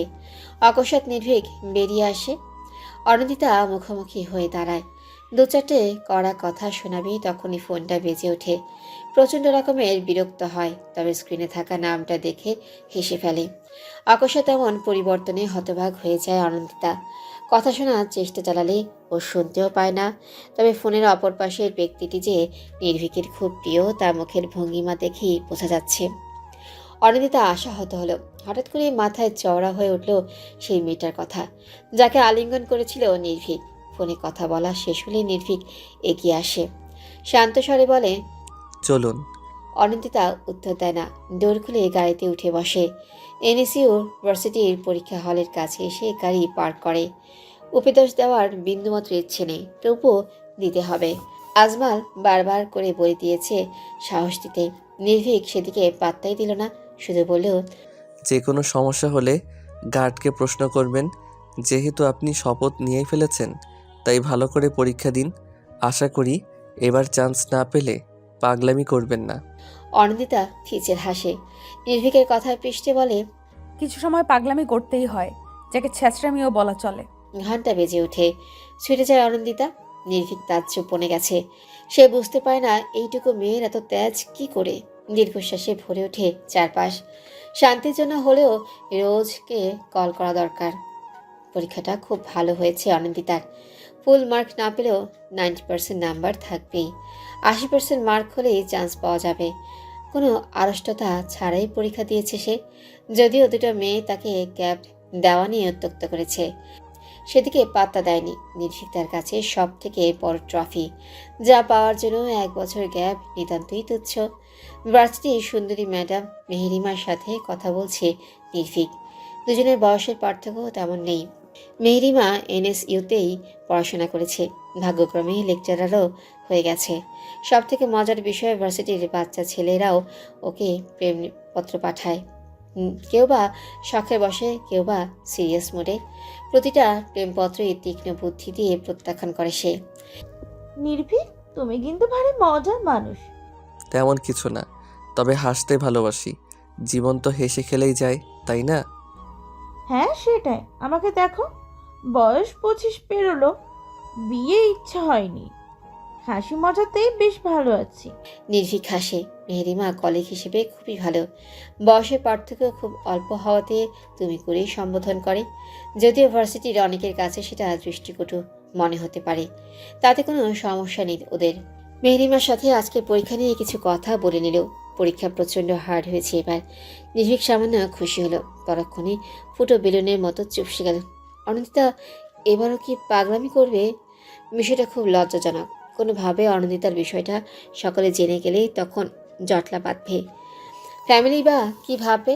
সব কিছু মিলিয়ে নির্ভীক চাইলেও অনিন্দিতা যেন পাশ করে যায়। মেহেরিমার সাথে কথা বলতে দেখে অনিন্দিতার মন বিষিয়ে গেল। খুব সুন্দরী মেহেরিমা। গতবারও দেখেছিল, কখনো তার সাথে কথা হয়ে ওঠেনি, তবে শুনেছি বেশ রসিকতা জানে মেয়েটা। অনিন্দিতা রসিকতার দোহাই দিয়ে নিজেকে তাতস্থ করলো। এক চিলতে হেসে নির্ভীকের দিকে আগালো। মাত্রই মেহেরিমাকে বিদায় জানিয়েছে, ঠিক তখনই অনিন্দিতার আগমন যেন চোখের বিষ হয়ে উঠল। অধরের হাসিটা মিলিয়ে গেল মুহূর্তেই। মুখে কাঠিন্যের ভাব। প্রচণ্ড মনকষ্ট নিয়েও অনিন্দিতা হাসল। নির্ভীক নিজেকে শান্ত করে বলল, পার্কিংয়ে যান, আমি আসছি। ঘরমাক্ত মুখে এদিক ওদিক চোখ বোলাচ্ছে আসিম। একটুর জন্য মিস করেছে সে, তবে দমে থাকার পাত্র সে যে নয়। প্রায় 10 মিনিট খুঁজে পার্কিংয়ের দিকে চলে আসলো। গলায় কাঠ ঝুলিয়ে হাতে হার্ডবোর্ড নিয়ে দাঁড়িয়ে আছে অনিন্দিতা। প্রায় মিনিট 10 হয়ে গেল, অথচ নির্ভীকের আসার নামই নেই। নির্ভীক কি কোনো কাজে আটকে গেল, নাকি ইচ্ছে করেই এমন করলো? নিজের কথার মর্ম করল না সে, নির্ভীককেই গুরুত্ব দিল। হাসি খুশি মনে নির্ভীকের অপেক্ষায় থাকা মেয়েটাকে হঠাৎ ভো বলে চমকে দিল কেউ। ছিটকে দুহাত পিছালো। পেটে হাত দিয়ে হাসছে আসিম। অকস্মাৎ ঘটনায় অবাক হলো। আসিমকে চেনা চেনা ঠেকছে, মনে করার চেষ্টা চালালো। মনে পড়তেই ভ্রু বেঁকে গেল। হাসতে হাসতে আসিম তার কাছে চলে এসেছে। সামান্য দূরত্বে চলে গেল অনিন্দিতা। আসিম বলল, তোমাকেই খুঁজছিলাম। কতটা দৌড় করালে জানো? আমি? হ্যাঁ তুমি। আসিমের কথাগুলো প্রচণ্ড রকমের হেয়ালি লাগছে। বিরক্তি প্রকাশ করতে বিবেকে বাজছে। কথা পাল্টে নিলেও আসিম থামল না। অনন্দিতার থেকে সামান্য দূরত্ব রেখে বলল, হল থেকে বের হতে দেখলাম তোমায়, কিন্তু বন্ধুর ডাকে সাড়া দিতে গিয়ে দিগ্ভ্রান্ত হলো। তুমি এখানে? প্রচণ্ড অবাকের সহিত কথাটা বলল অনন্দিতা। আসিম ফিচেল হেসে পড়ল। তোমাকে সারপ্রাইজ দেওয়ার জন্য। হোয়াট? বিশ্বাস হচ্ছে না? অনন্দিতা ভ্রু কুচকাল। অসীম আরেক দফা পেট চেপে হাসল। এক হাতে মাথার চুলগুলো ঠিক করে নিল, শার্টের হাতে ফোল্ড করে বলল, আমি এনএসইউতেই পড়ি। তোমার বোকামির জন্য তুমি আমার জুনিয়র হয়ে গেলে। কথাটা পছন্দ হলো না অনন্দিতার। সে কোনো বোকামি করেনি। নির্ভীক তার কাছে স্বপ্নের মতো, যে স্বপ্ন পূরণে হাজারো বিসর্জন দিতে রাজি। আসিম যেন কিছু বুঝতেই পারল। অনন্দিতার বাহুতে ধাক্কা মেরে বলল, রাগ করলে তুমি? না। সরি, আমার এইভাবে বলা উচিত হয়নি। আসলে আমি এনএসইউতে পড়তে চাইনি। আমার আপু আমাকে জোর করে অ্যাডমিশন করিয়েছিল। আর দেখো, এনএসইউ তোমার স্বপ্ন। এটা আমার স্বপ্ন নয়, এটা আমার জীবনের অংশ। ওয়াও, দারুণ বললে তো। বাই দ্য ওয়ে, তুমি কি ছোট থেকেই এনএসইউতে পড়তে আগ্রহী ছিলে? অনন্দিতা হাসল, পেছন ঘুরে নিল, লম্বা করে শ্বাস নিয়ে বলল, হুম, 1 বছর আগে আমার স্বপ্ন, আমার অংশ এই ভার্সিটিতে জড়িয়ে পড়েছে। আসিম বুঝতে পারল না প্রচণ্ড পেঁচানো কথা বলে মেয়েটা নিজেকে সংযত করল, অধিক প্রশ্নে বিরক্ত না হয়ে যায়। হাত দিয়ে কপালে স্লাইড করে বলল, এবার এক্সাম কেমন হলো? ভালো। বাই দ্য ওয়ে, আমরা কি বন্ধু হতে পারি? কথাটা একদম বাচ্চাদের মতোই বলল, যেন কোনো বাচ্চা ছেলে চকলেটের জন্য অনুরোধ করছে। অনন্দিতা প্রশস্ত হাসল। আসিম কিছু বলবে তার আগে একটা ঝাঁঝালো কণ্ঠ ভেসে আসলো। আসিম। ঘুরে তাকালো আসিম, নির্ভীককে দেখে মৃদু হাসল। জি স্যার। আজ তো ভার্সিটি অফ ছিল, হঠাৎ কী কারণে আসলে? এমনি এক্সাম দেখতে এসেছিলাম। গত বছরের তুলনায় এবার অনেক হার্ড হয়েছে। হ্যাঁ। আচ্ছা, তোমার কি মনে হয় এবার এক্সাম দিলে তুমি টিকবে? আসিম হাসলেও জোরালো কনফিডেন্স নিয়ে বলল, অবশ্যই। মনে আছে গতবার না পড়েই এক্সাম দিয়েছিলাম, তবুও টপ লিস্টে ছিল আমার মার্ক। কনফিডেন্স ভালো, তবে ওভার কনফিডেন্স ভালো নয়, না হলে জীবনে পিছিয়ে যেতে হয়। কথাটা আনন্দিতার গায়ে এসে লাগলো, কারণ নির্ভীকের কথাটা বুঝতে পেরেছে সে। কথাটা তাকে অ্যাটাক করে বলা, তবুও মন খারাপ করলো না, কারণ ড্যাম শিওর এবার চান্স হবেই। নির্ভীকের সাথে আরও কিছুক্ষণ কথা ছিল আসিমের। এক মুহূর্তের জন্য আনন্দিতা ভেবেছিল নির্ভীক প্রশ্ন করবে আসিমের সাথে তার পরিচয় কী করে, তবে তার কিছুই হলো না। হাসিমের সাথে হেসে কথা বললেও অনন্দিতার প্রতি আগ্রহ নেই তার। চোখ দুটো ছলছল করছে। অনন্দিতার মনে হলো মরণ বুঝি খুবই সোজা। কারো অবহেলা হৃদয়কে এতটা ব্যথিত করে জানাই ছিল না। পরীক্ষা দিয়ে নিজের জন্য যতটা না টেনশন হয়েছে তার থেকে 1000 গুণ টেনশন হচ্ছে অনন্দিতার রেজাল্ট নিয়ে। যদিও নির্ভীক নিজে দুটো এক্সাম পেপার দেখেছে, তবুও নির্ভীকে টেনশন হচ্ছে। অনন্দিতার পাগলামিতে বিরক্ত সে। আর কত সহ্য করবে? এমন পাগলামি কারোই কাম্য নয়। একটাই ভয়, শেষমেশ ভয়ঙ্কর কিছু না হয়ে যায়। অন্যদিকে 4 হাত পা তুলে দিয়ে আরাম করছে অনন্দিতা। কোথায় মুখে টেনশনের কালো রেখা পড়বে তা না, সুশ্রী মুখটা আরও বেশি চকচকে হয়েছে। সারা বেগম সকাল সকাল তুমুল চটেছেন। বছরখানেক হয়ে গেছে বাপের বাড়ি যান না উনি। সবাই রাজি থাকলেও অনন্দিতা রাজি হয় না। দাঁত কামড়ে এই বাসাতেই পড়ে থাকে। হীরের ভীষণ মন খারাপ, কারণ মামাতো ভাই পৃথিবীর উপর বেশ বড়সড় ক্রাশ খেয়ে আছে। যদিও বয়সের ফারাক বছর 6, তবুও পৃথিবীর সাথে মারামারি করে। হীরের সন্দেহ আছে পৃথিবীও তাকে পছন্দ করে। এই তো 3 মাস আগে মামার বাড়ি থেকে ঘুরে এসেছে। 3 মাস যেতে না যেতেই গত সপ্তাহে পৃথিবী তাদের বাসায় চলে এসেছে, তবে একদিন থেকেই চলে গেছে, যা বড্ড পীড়াদায়ক। অনন্দিতার বাহু ঝাঁকিয়ে বলল, প্লিজ আপু, চলো প্লিজ। তুমি না গেলে আব্বু যাবে না, আর আমারও যাওয়া হবে না। আমি যাব বলেছি তো। আপু, যদি সকাল 10টার পর গিয়ে বিকেল 4টার আগে ফিরে আসে তাহলেই যেতে পারি। আপু, এটা কি করে সম্ভব? কেন সম্ভব নয়? 10টার পর বের হলে 2টো বেজে যাবে পৌঁছাতে। 4টার আগে ফিরবো কি করে? এটা সম্ভব? তাহলে আমার যাওয়াটাও অসম্ভব। হীর রেগে গেল, কোলবালিশটা ছিটকে ফেলে দিল। অনন্দিতা কিছু বলল না, ডায়েরি হাতে লেখালেখি করতে লাগলো। হীরের রাগ আকাশের চূড়ায়। ডায়েরিটা ছিঁড়ে ফেলতে পারলে শান্তি হতো। গড়গড় শব্দ তুলে চলে গেল। অনন্দিতা দীর্ঘশ্বাস ফেল, মনে মনে সকলের কাছে ক্ষমা চাইল। বাসায় না থাকলে নির্ভীককে দেখবে কি করে? সপ্তাহে একবারও তো দেখা মিলে না। একটু দেখার জন্য কত ছলচাতুরি করে ওদের বাসায় যায়। প্রতিবারই আশাহত হয়, কারণ নির্ভীক তার রুম থেকে বেরই হয় না। চারুলতার থেকে জানতে পেরেছে নির্ভীক নিজেকে আড়াল করতেই পছন্দ করে, তাই অতটা মন খারাপ হয়নি। এটা হয়তো নির্ভীকের সহজাত অভ্যাস। অনন্দিতার ভাবনার মাঝেই ঝাঁঝালো কণ্ঠে শাহানার ডাক। ডায়েরিটা খুলে নিয়ে নাক ডুবায় মেয়েটা। নির্ভীকের রক্তের ঘ্রাণ যেন প্রাণকে সতেজ করে দিল। বিচিত্র অনুভূতি হয়, এই রক্তই তো তার প্রাণ, নির্ভীকের অংশ। যেখানে নির্ভীকের পায়ের ধুলোকণা ঠোঁটে শুষে নেয়, সেখানে রক্ত তো হৃদয়ে চেপে নিবে। দরজায় বাড়ি পড়তে হকচকিয়ে উঠে অনন্দিতা, দ্রুত কাবারে ডায়েরিটা রেখে দেয়। শাহানা প্রচণ্ড ঝাঁজে বললেন, তুই কি চাস আমি আমার বাপের বাড়ি না যাই? তা কেন হবে? তাহলে যেতে চাচ্ছিস না কেন? আমার এই বাসা ছাড়া কোথাও থাকতে ইচ্ছে করে না। তোমরা যাও না, বাধা দিয়েছে কে? তিক্ত হয়ে ওঠেন শাহানা, হাতের কাছে থাকা ঘড়িটা ছুঁড়ে ফেলে দেন। অনন্দিতা অবাক চোখে তাকিয়ে বলেও, এটা আমার প্রিয় ঘড়ি আম্মু। চুপ, একটা কথাও বলবি না। আমার ইচ্ছের কোনো মূল্য আছে তোর কাছে? আম্মু, তুমি এমন কেন ভাবছো? আমি বাসায় থাকি, তোমরা যাও না। শাহানার কানে সে কথা গেল না। ঝমঝমিত কাঁদলেন উনি। হিত ছুটে আসলো, মাকে জড়িয়ে ধরে অনন্দিতার দিকে লাল চোখে তাকালো। মেয়েটা কি কেঁদেছে? অনন্দিতা ফোঁস করে দম ফেল। একটা মানুষের জন্য স্বার্থপর হয়েছে আজ। একটু দেখার জন্য প্রাণটা মরিয়া হয়ে ওঠে। আরশাদও কয়েকবার ফোন করে বলেছে, কিন্তু অনন্দিতা সে কথাই শোনেনি। বিকেলের দিকে চারুলতা আসেন, বাসায় ছিলেন না উনি।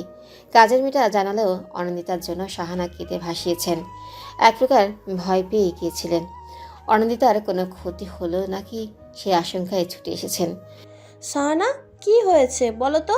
কেঁদে নাকি চোখ লাল করে ফেলেছ? আপা, কি বলবো বলো তো, মেয়েটা হয়েছে এক পাষাণ। কি সব বলছো এসব? অনেক কি করেছে এমন? জানোই তো, 1 বছরের বেশি সময় বাপের বাড়ি যায় না। মা অসুস্থ, বলা যায় না কি হয়, অথচ মেয়েটা যাবে না বলে দিয়েছে। চারুলতা একটু ভাবলেন, তারপর চকচকে চোখে বললেন, থাক না, মেয়েটা যখন যেতে চাচ্ছে না, জোর করে না যাই ভালো। ও কদিক না হয় আমার কাছেই থাকবে। কিন্তু আপা। কোনো কিন্তু নয়। অনেক কি আমার মেয়ে নয়? তোমার মতো যত্ন না করতে পারলেও ওর যত্ন ঠিকই করতে পারবো, বিশ্বাস রাখো তো। শাহানা বিগলিত হাসলেন। তার পরপরই চারুলতার সাথে খোশগল্পে মেতে উঠলেন। নির্ভীকের বাসায় থাকা যেন চন্দ্রমামাকে হাতে তুলে দেওয়া। অনন্দিতার খুশি যেন আর সয় না। এত হাসি খুশি দেখে শাহানাও স্বস্তি পেলেন। আরশাদও নানান উপদেশ দিলেন, যেহেতু 2 দিন বাদে রেজাল্ট দিবে, তাই যেন মন খারাপ না করে। হাসি মুখে সম্মতি জানালো অনন্দিতা। শাহানা মেয়ের মাথায় চুমু খেয়ে নিলেন, বাহুতে হাত রেখে বললেন, একদম মন খারাপ করবি না, তুই তো চেষ্টা করছিসই। আল্লাহ চাইলে নিশ্চয়ই চান্স হবে। দোয়া করো আম্মু। আর আমি খুব সরি। শাহানা সহ সবাই হেসে ফেলল। অনন্দিতার চোখ ভরে উঠেছে, কেন যেন খুব কষ্ট হচ্ছে। হঠাৎ করে শাহানাকে জড়িয়ে ধরে কেঁদে ওঠে। হির ফিচেল হাসিতে মাতে। অনন্দিতার দিকে টিস্যু এগিয়ে দেয়, তাতে নাক ফুলিয়ে নেয় মেয়েটা। নিহাল ভারী অদ্ভুতভাবে সব দেখছে। এখানে শোক পালন হচ্ছে নাকি আনন্দ যাপন বুঝতেই পারল না। পরিশেষে বলেই ফেলল, এভাবে অর্ধেক হাসি অর্ধেক কান্নার কোনো স্পেশাল মিনিং আছে কি? অনন্দিতা নাক টেনে তাকায়। নির্ভীক একটু দূরে দাঁড়িয়ে আছে, সবার দিকে তাকালেও অনন্দিতার দিকে তাকায়নি। অভিমানে মুখ ফাটে, কান্না ভেজা গলায় তাকায়। এক পশলা অভিমানের ঝরা নামিয়ে বলে, আবেগ। নির্ভীকের কানে যেন কেউ বাজনা বাজিয়ে দেয়। খলবলিয়ে তাকায়, চোখাচোখি হলেও চোখ সরায় না। প্রচণ্ড আবেগ ঝরানো কণ্ঠে অনন্দিতা উচ্চারণ করে, ছেঁচড়ামি। সবাই প্রচণ্ড অবাক হয়। হীরের ধাক্কা খেয়ে হুঁশ ফেরে, নিজেকে সামনে নিয়ে দাঁত কেলিয়ে হাসে। আরশাদ তার স্নেহের হাতে অনন্দিতার মুখে স্পর্শ করে। মিঠা একদম তার মায়ের মতো হয়েছে। প্রচণ্ড আবেগী আর ঝরঝরে চাহনি, সাথে অটল থাকে নিজের কর্মে। নির্ভীকের রুমের অপোজিটেই অনন্দিতার ঘর। দুদিন পেরিয়ে গেছে, চারুলতা কোনো কিছুর অভাব রাখেনি। ক্ষণে ক্ষণে প্রশ্ন ছুড়ে কিছু লাগবে কিনা। আজমাল সকাল বিকাল এসে দেখে যায়। নিহাল তো প্রচণ্ড রসিকতায় রাখে, শুধু নির্ভীকই তার সাথে কথা বলে না। লাঞ্চ বাইরে থেকেই করে আসে। সকালের ব্যস্ততা দেখিয়ে নাস্তা না খেয়ে চলে যায়, শুধু ডিনারটাই একসাথে করে। তবে অল্প একটু খেয়ে উঠে যায়, যার ফলে ব্যথিত হয় অনন্দিতার মন। আজ সকাল সকাল উঠেছে নির্ভীক, উদ্দেশ্য ভার্সিটিতে যাওয়া। রেজাল্ট নিয়ে প্রচণ্ড টেনশনে রয়েছে, না জানি কোন অনল হতে চলেছে। চূড়ান্ত ফলাফল দেখার সুযোগ হয়নি এখনও। ভার্সিটি গেলেই জানা যাবে। তবে সমস্যা হচ্ছে আজমালকে নিয়ে, কিছুতেই বের হতে দিচ্ছেন না উনি। ওনার মতে অনন্দিতার সাহস প্রয়োজন। সেখানে ভার্সিটির লেকচারারই যদি সাহস দেয় তাহলে রেশ পড়বে কয়েকদিন। ভিন্ন ধাঁচের যুক্তিতে ফেসে গেছে। নিহাল কপট রাগ নিয়ে বলল, সমস্যা কি তোর? ভার্সিটি যাওয়ার জন্য এমন উত্তেলা হওয়ার কোনো বিশেষ কারণ রয়েছে? ভাইয়া দেখ, আমাকে যেতে হবে। এইভাবে বাসায় বসে থাকা উচিত কার্য নয়। উচিত বুঝিয়ে লাভ নেই। অনির অবস্থা দেখেছিস? কাল থেকে চোখ মুখ কেমন শুকিয়ে গেছে। আমরা তো সাহস দিয়েছি, তবে তুই হলি টিচার, তোর সাহসটা বেশি প্রয়োজন। আজব, আমি এমন অযৌক্তিক যুক্তি কখনো শুনিনি। আমি বললেই তো রেজাল্ট ভালো হবে না। চারুতা ছুটে গেলেন। ছেলেটা প্রচণ্ড রকমের বিয়াদব, দেশে থাকতে চায় না, বাসাতে মন টিকে না। সন্দেহের গন্ধ খুঁজে পেলেন উনি। নির্ভীকের মুখ দেখে নিভে গেলেন। নির্ভীক কপট রাগ দেখে বলল, কয়টায় রেজাল্ট দেওয়ার কথা? 11টায়। আচ্ছা, আমি অনিকে ডেকে নিয়ে আসছি। আম্মু, সবার জন্য নাস্তা রেডি করো। কি জানি লাঞ্চটা গলা দিয়ে নামবে নাকি। আজমাল পূর্ণ সমর্থন করলেন। চারুতা চিন্তায় মনমরা করে রেখেছেন। সকলের মাঝ থেকে নির্ভীক তার বুক ভাঙা দীর্ঘশ্বাস ফেলেও ভালো লাগছে না তার। অনন্দিতার পাগলামি সত্যি আর নেওয়া যাচ্ছে না। কাঁধের ব্যাগটা ডিভাইনে থাপ করে রেখে দিল। করিডর দিয়ে ব্যালকনিতে চলে আসলো। রোজের নাম্বারটাও পাচ্ছে না। মেয়েটা কানাডায় গিয়েছে না যিনি কেমন আছে, এতক্ষণে তো পৌঁছে যাওয়ার কথা। ভাবনার মাঝে হোয়াটসঅ্যাপে টেক্সট এলো। একগাল হেসে রোজকে কল লাগালো। পুরো 18 ঘন্টা কথা হয় না, তাই না? এত হিসাবে রেখেছিস তুই? তো কি করি বলতো? তোর মতো পাগলকে সামলাতে গিয়ে আমার নাজেহাল অবস্থা। পাগলামির কথা ছাড়, ফিরছিস কবে? রিল্যাক্স নির্ভীক, মাত্র তো এলাম। মাসখানেক যাক, তারপর না হয় আসার চিন্তা করব। বিষাক্ত মন নিয়ে ফোনের স্ক্রিনে তাকালো নির্ভীক। ভার্সিটি থেকে মেল এসেছে। রোজের সাথে দ্রুত কথা শেষ করলো, আর বিডিতে দ্রুত ফিরে আসার কথা বলে নিল। লম্বা নিঃশ্বাস নিয়ে মেলটা ওপেন করলো। বুক থেকে যেন পাথর নেমে গেল। অনন্দিতা সিলেক্ট হয়ে গেছে। যাক, এইবার আর গ্যাপ যাবে না, আর না নিজেকে দোষী মনে হবে। প্রাণ ভরে শ্বাস নিল, সাথে ভেবেও নিল ভার্সিটি ফার্স্ট ক্লাসটা বদলে নেবে। অনন্দিতার মুখোমুখি হতে চায় না। ফ্যাল করে তাকিয়ে থাকলে চরম বিরক্তি আসে। একজনের জন্য এতগুলো স্টুডেন্টসকে আলগা করে দেখাটা অন্যায়। তার থেকে ভালো ক্লাস চেঞ্জ করে নেওয়া। বিষদার থাকার থেকে উপরে ফেলাই মঙ্গল। অবহেলায় মানুষ ভাসে, তবুও কেন যায় তারই খোঁজে। আপন হয়েও হয় না আপন, দূরে ঠেলে দিতে পারলেই মঙ্গল। লাইন দুটো লিখে উঠে দাঁড়ালো অনিন্দিতা। দুদিন বাদেই নবীনবরণ। নির্ভীকের সাথে যেতে চাইলেও যাওয়া হবে না। চারুলতাকে পরিষ্কার বারণ করে দিয়েছে। তার নাকি কি কাজ আছে, তাই আগে যেতে হবে। চোখের জলে ডায়েরির পাতা ভিজে। চারুলতার ডাক কানে আসতেই চোখ মুছে নেয়। কাপা স্বরকে যথাসম্ভব পরিবর্তন করে হাঁক ছেড়ে বলল, আসছি আন্টি। চারুলতা টেবিল সাজাচ্ছেন। অনিন্দিতা ডাইনিং এসে বলল, হ্যাঁ আন্টি বলো। তোর ফোন অফ কেন? Phone off? ও মা, তোর ফোন আর তুই জানিস না? আরশাদ ভাই কয়েকবার ফোন করেছে, সুইচ অফ পেয়েছে, তাই তো আমাকে ফোন করলেন। নে ধর, কথা বল। ফোনটা নিয়ে একটু দূরে আসলো। ওর ফোন সুইচ অফ হয়ে গেছে, খেয়ালই নেই। থাকবে কি করে? সারাটা দিন নির্ভীকের ঘরে উকি ঝুঁকি দিতে দিতেই তো সময় পেরিয়ে যায়। এই অনি। হ্যাঁ আন্টি বলো। দাঁড়িয়ে আছিস কেন? ফোনটা কর। ফোনে নাম্বার ডায়াল করে কল লাগালো। দুবার রিং হতেই রিসিভ হলো। কেমন আছো আব্বু? ভালো রে মা, তুই কেমন আছিস? ভালো, ভার্সিটিতে চান্স পেয়ে গেছি। শুনেছি, যা কষ্টের ফল তো পেলি। অনিন্দিতা একটু হাসলো। ফলকে আদর্শে পেয়েছে। আর সাথে সাথে গসিপ ভাঙে নির্ভীকের আগমনে। ফুলহাতা টি শার্ট পরে এদিকে আসছে। বোধহয় ডিনার করবে। অনিন্দিতা দ্রুত কথা শেষ করলো। এক প্রকার জোর করেই কল কাটলো। আম্মু ফার্স্ট খাবার দাও তো। অনি, এই অনি, একটু এদিকে আয় তো মা। চারুলতার ডাকে ছুটে যায় অনিন্দিতা। এক বোল তরকারি হাতে নিয়ে চুলায় মনোযোগ দেন চারুলতা। অনিন্দিতা শুধায়, এগুলো কি করব আন্টি? একটু কষ্ট করে সবাইকে সার্ভ করে দে মা, চুলায় ক্ষীর বসিয়েছি। অনিন্দিতা মাথা কাত করে সম্মতি জানায়। আর চোখে নির্ভীক তা দেখছিল। কেউ না থাকলে অবশ্যই উঠে যেত। এখন ওঠা সম্ভব নয়, তাই দাঁতের দাঁত চেপে বসে রইল নির্ভীক। স্থির হয়ে বসে থাকায় চকচক করে উঠল চোখ। আনন্দে চোখ দুটো ছলছল করছে। একটা ছোট বাটিতে তরকারি বেড়ে নিয়ে নির্ভীকের প্লেটের কাছে রাখে। কিছু না বলে খাওয়ায় মনোযোগী হয় নির্ভীক। আর প্রাণ ভরে দেখে মেয়েটা। এটা যে তার স্বপ্ন, নির্ভীককে নিজ হাতে পরিবেশন করে খাওয়াবে। এই যে ছোট ছোট ভালোবাসা স্বপ্ন নির্ভীকের জন্য জমিয়ে রাখা। নির্ভীক কি কখনো বুঝবে না এই ভালোবাসা? নাকি কালের আবর্তনে হারিয়ে যাবে বহু থেকে বহু দূরে? অনি, তুমিও বসে পড়ো। আন্টি আসলে না হয়। কোনো কথা নয়, এখনই বসো। নেহালের কথাতে অস্বস্তি নিয়ে বসে পড়ে। পাশের চেয়ারে বসাতে যেন নির্ভীকের আত্মা কেঁপে উঠল। দ্রুত গিলতে রাখলো। বিষয়টা খেয়াল করলেও অনিন্দিতা এক বুক কষ্ট নিয়ে বললেও, আমি একটু রুম থেকে আসছি। ব্যবসা গরমে ফ্যান অফ করে রেখেছে অনিন্দিতা। রুমের টেম্পারেচার কন্ট্রোলের ব্যবস্থা থাকলেও তা গ্রহণ করছে না সে। কারণ তার প্রিয় মানুষটি বাসার সামনে ছোট্ট বাগানের রোদ্দুরে দাঁড়িয়ে আছে। কারণ হিসেবে নিজেকেই দায়ী মনে হচ্ছে। হয়তো ভেবেছে ড্রয়িং রুমেই বসে আছে অনিন্দিতা। আর অনিন্দিতার মুখোমুখি হতে চায় না নির্ভীক। সাধারণ মানুষ বলেও কি গণ্য করে না তাকে? যন্ত্রণায় বুক ফাটা আর্তনাদ আসতে চায়। লুটিয়ে পড়ে মেঝেতে, সাপের মতো পাক খেতে থাকে। কোথাও যাওয়া প্রয়োজন, যেখানে চিৎকার করে বলা যাবে। ঘড়ি কাঁটা ঢং ঢং করে বেজে উঠল। কাছের মসজিদ থেকে সমুদ্রের আজান ভেসে আসছে।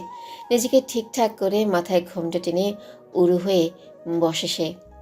ততক্ষণে চারুলতার ডাক পড়ে গেছে। অন্যমনস্ক হওয়ায় সে ডাক তার কর্ণপাত হয়নি। চারুলতা জবাব না পেয়ে ছুটে এসেছেন অনিন্দিতার ঘরে। পিঠে হাত বুলিয়ে পাশে বসতেন। অনিন্দিতা পেছনে ঘুরে তাকাতেই বললেন, কি রে মা, কি এত ভাবিস? চান্স তো পেয়েই গেছিস, তাহলে চিন্তা কিসের? আমার কিছু ভালো লাগে না আন্টি। দূরে কোথাও চলে যেতে ইচ্ছে করে। সব কেমন ধোঁয়াশা। রুদ্ধদ্বার খুলে কোথায় যাওয়া যায় বলো তো? দূর বোকা, কী সব বলে যাচ্ছিস? আমি তো জানতাম আমাদের অনেক খুব স্ট্রং, বুদ্ধিমতী, অধিক অ্যাটিটিউড সম্পূর্ণ। অনিন্দিতা উত্তর দেয় না। সন্তর্পণে চারুলতার বুকে মাথা রাখে। কষ্ট হচ্ছে খুব। নির্ভীকের দেওয়া দূরত্ব ভেতরটাকে দুমড়ে মুচড়ে দিচ্ছে। নির্ভীকের ডাক ভেসে আসে। চারুলতা উঠে দাঁড়ান। যাওয়ার আগে বললেন, অনি, গোসল করে নে, একসাথে লাঞ্চ করব। কিন্তু ও মা, এখানে কিন্তু কিসের? নির্ভীকটা বিকেলে বের হবে কি জানো কোথায়? ওর সাথে ঘুরে আসবি। নিহাল তো সকাল থেকেই লাপাত্তা। অনিন্দিতার চোখ মুখ শক্ত হয়ে যায়। ভেতরের ভালো লাগাটা প্রকাশ করতে পারছে না। হঠাৎই মনে হয় নির্ভীক তাকে নিবে না। নির্ভীকের প্লেটে খাবার বেড়ে দিচ্ছে চারুলতা। তখনই উপস্থিত হয় অনিন্দিতা। ভেজা চুল পিঠময় ছড়িয়ে আছে, মুখে নেই কোনো প্রসাধনী, যে কারো নজর কাটতে সক্ষম। চারুলতা তো বলেই ফেলেন সুন্দরী কন্যা। নির্ভীক কথার পৃষ্ঠে একবার তাকিয়েছিল, পরিশেষে মুখ ঘুরিয়ে নিয়েছে। একটু জন্য হলেও স্বস্তি পেল মেয়েটা। কারণ নির্ভীক আজ উঠে চলে যায়নি, বরং সাধারণভাবেই খেয়েই যাচ্ছে, শুধু ওর দিকে তাকাচ্ছে না।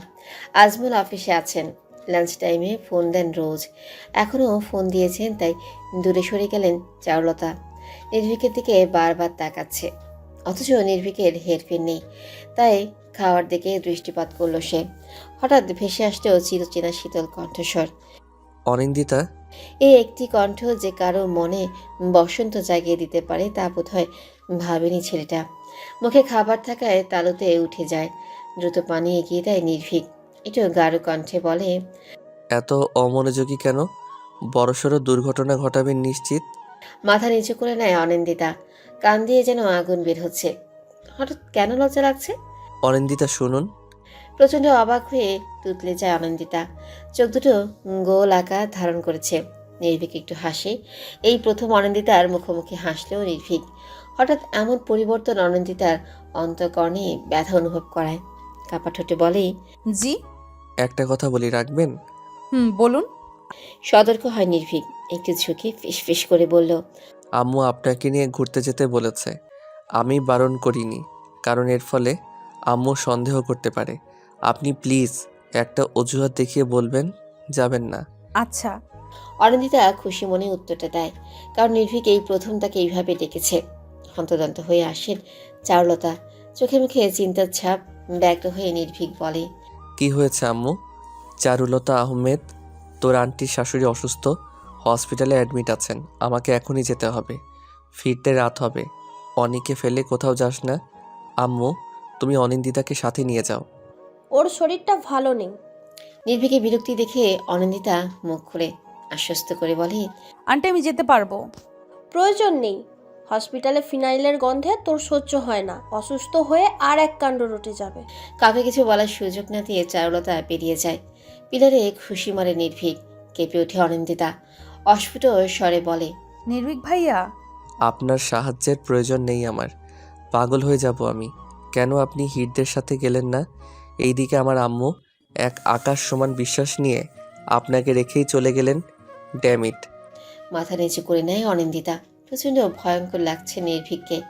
এতটা চেঁচায় না নির্ভীক। আজ তার বেশ পরিবর্তন ঘটেছে, তাই কিছু বলতেও পারছে না মেয়েটা।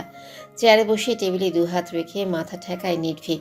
তপ্ত শ্বাস ফেলে অনিন্দিতা বলে, আমি আপনাকে বিশ্বাস করি নির্ভীক মাহাতাব। আপনি আমাকে পছন্দ করেন না, ঘৃণা করেন, এটাও মানি। আর আমার সুযোগ নেবেন না এটাও জানি। বিশ্বাস রাখা ভালো না। আপনি ঘরে যান। আম্মু না আসা অবধি বের হবেন না। অনিন্দিতা ঘরে যায় না, ড্রয়িং রুমের সর্বশেষ ডিভাইনে বসে থাকে। হাতে তার প্রিয় ডায়েরিটা। নির্ভীকের দিকে তাকিয়ে কতগুলো প্রেমময় সংজ্ঞা লিখে। কি জ্ঞানে চলে গেলে আম্মু? আমার কি কোনো বোন আছে বাসায়?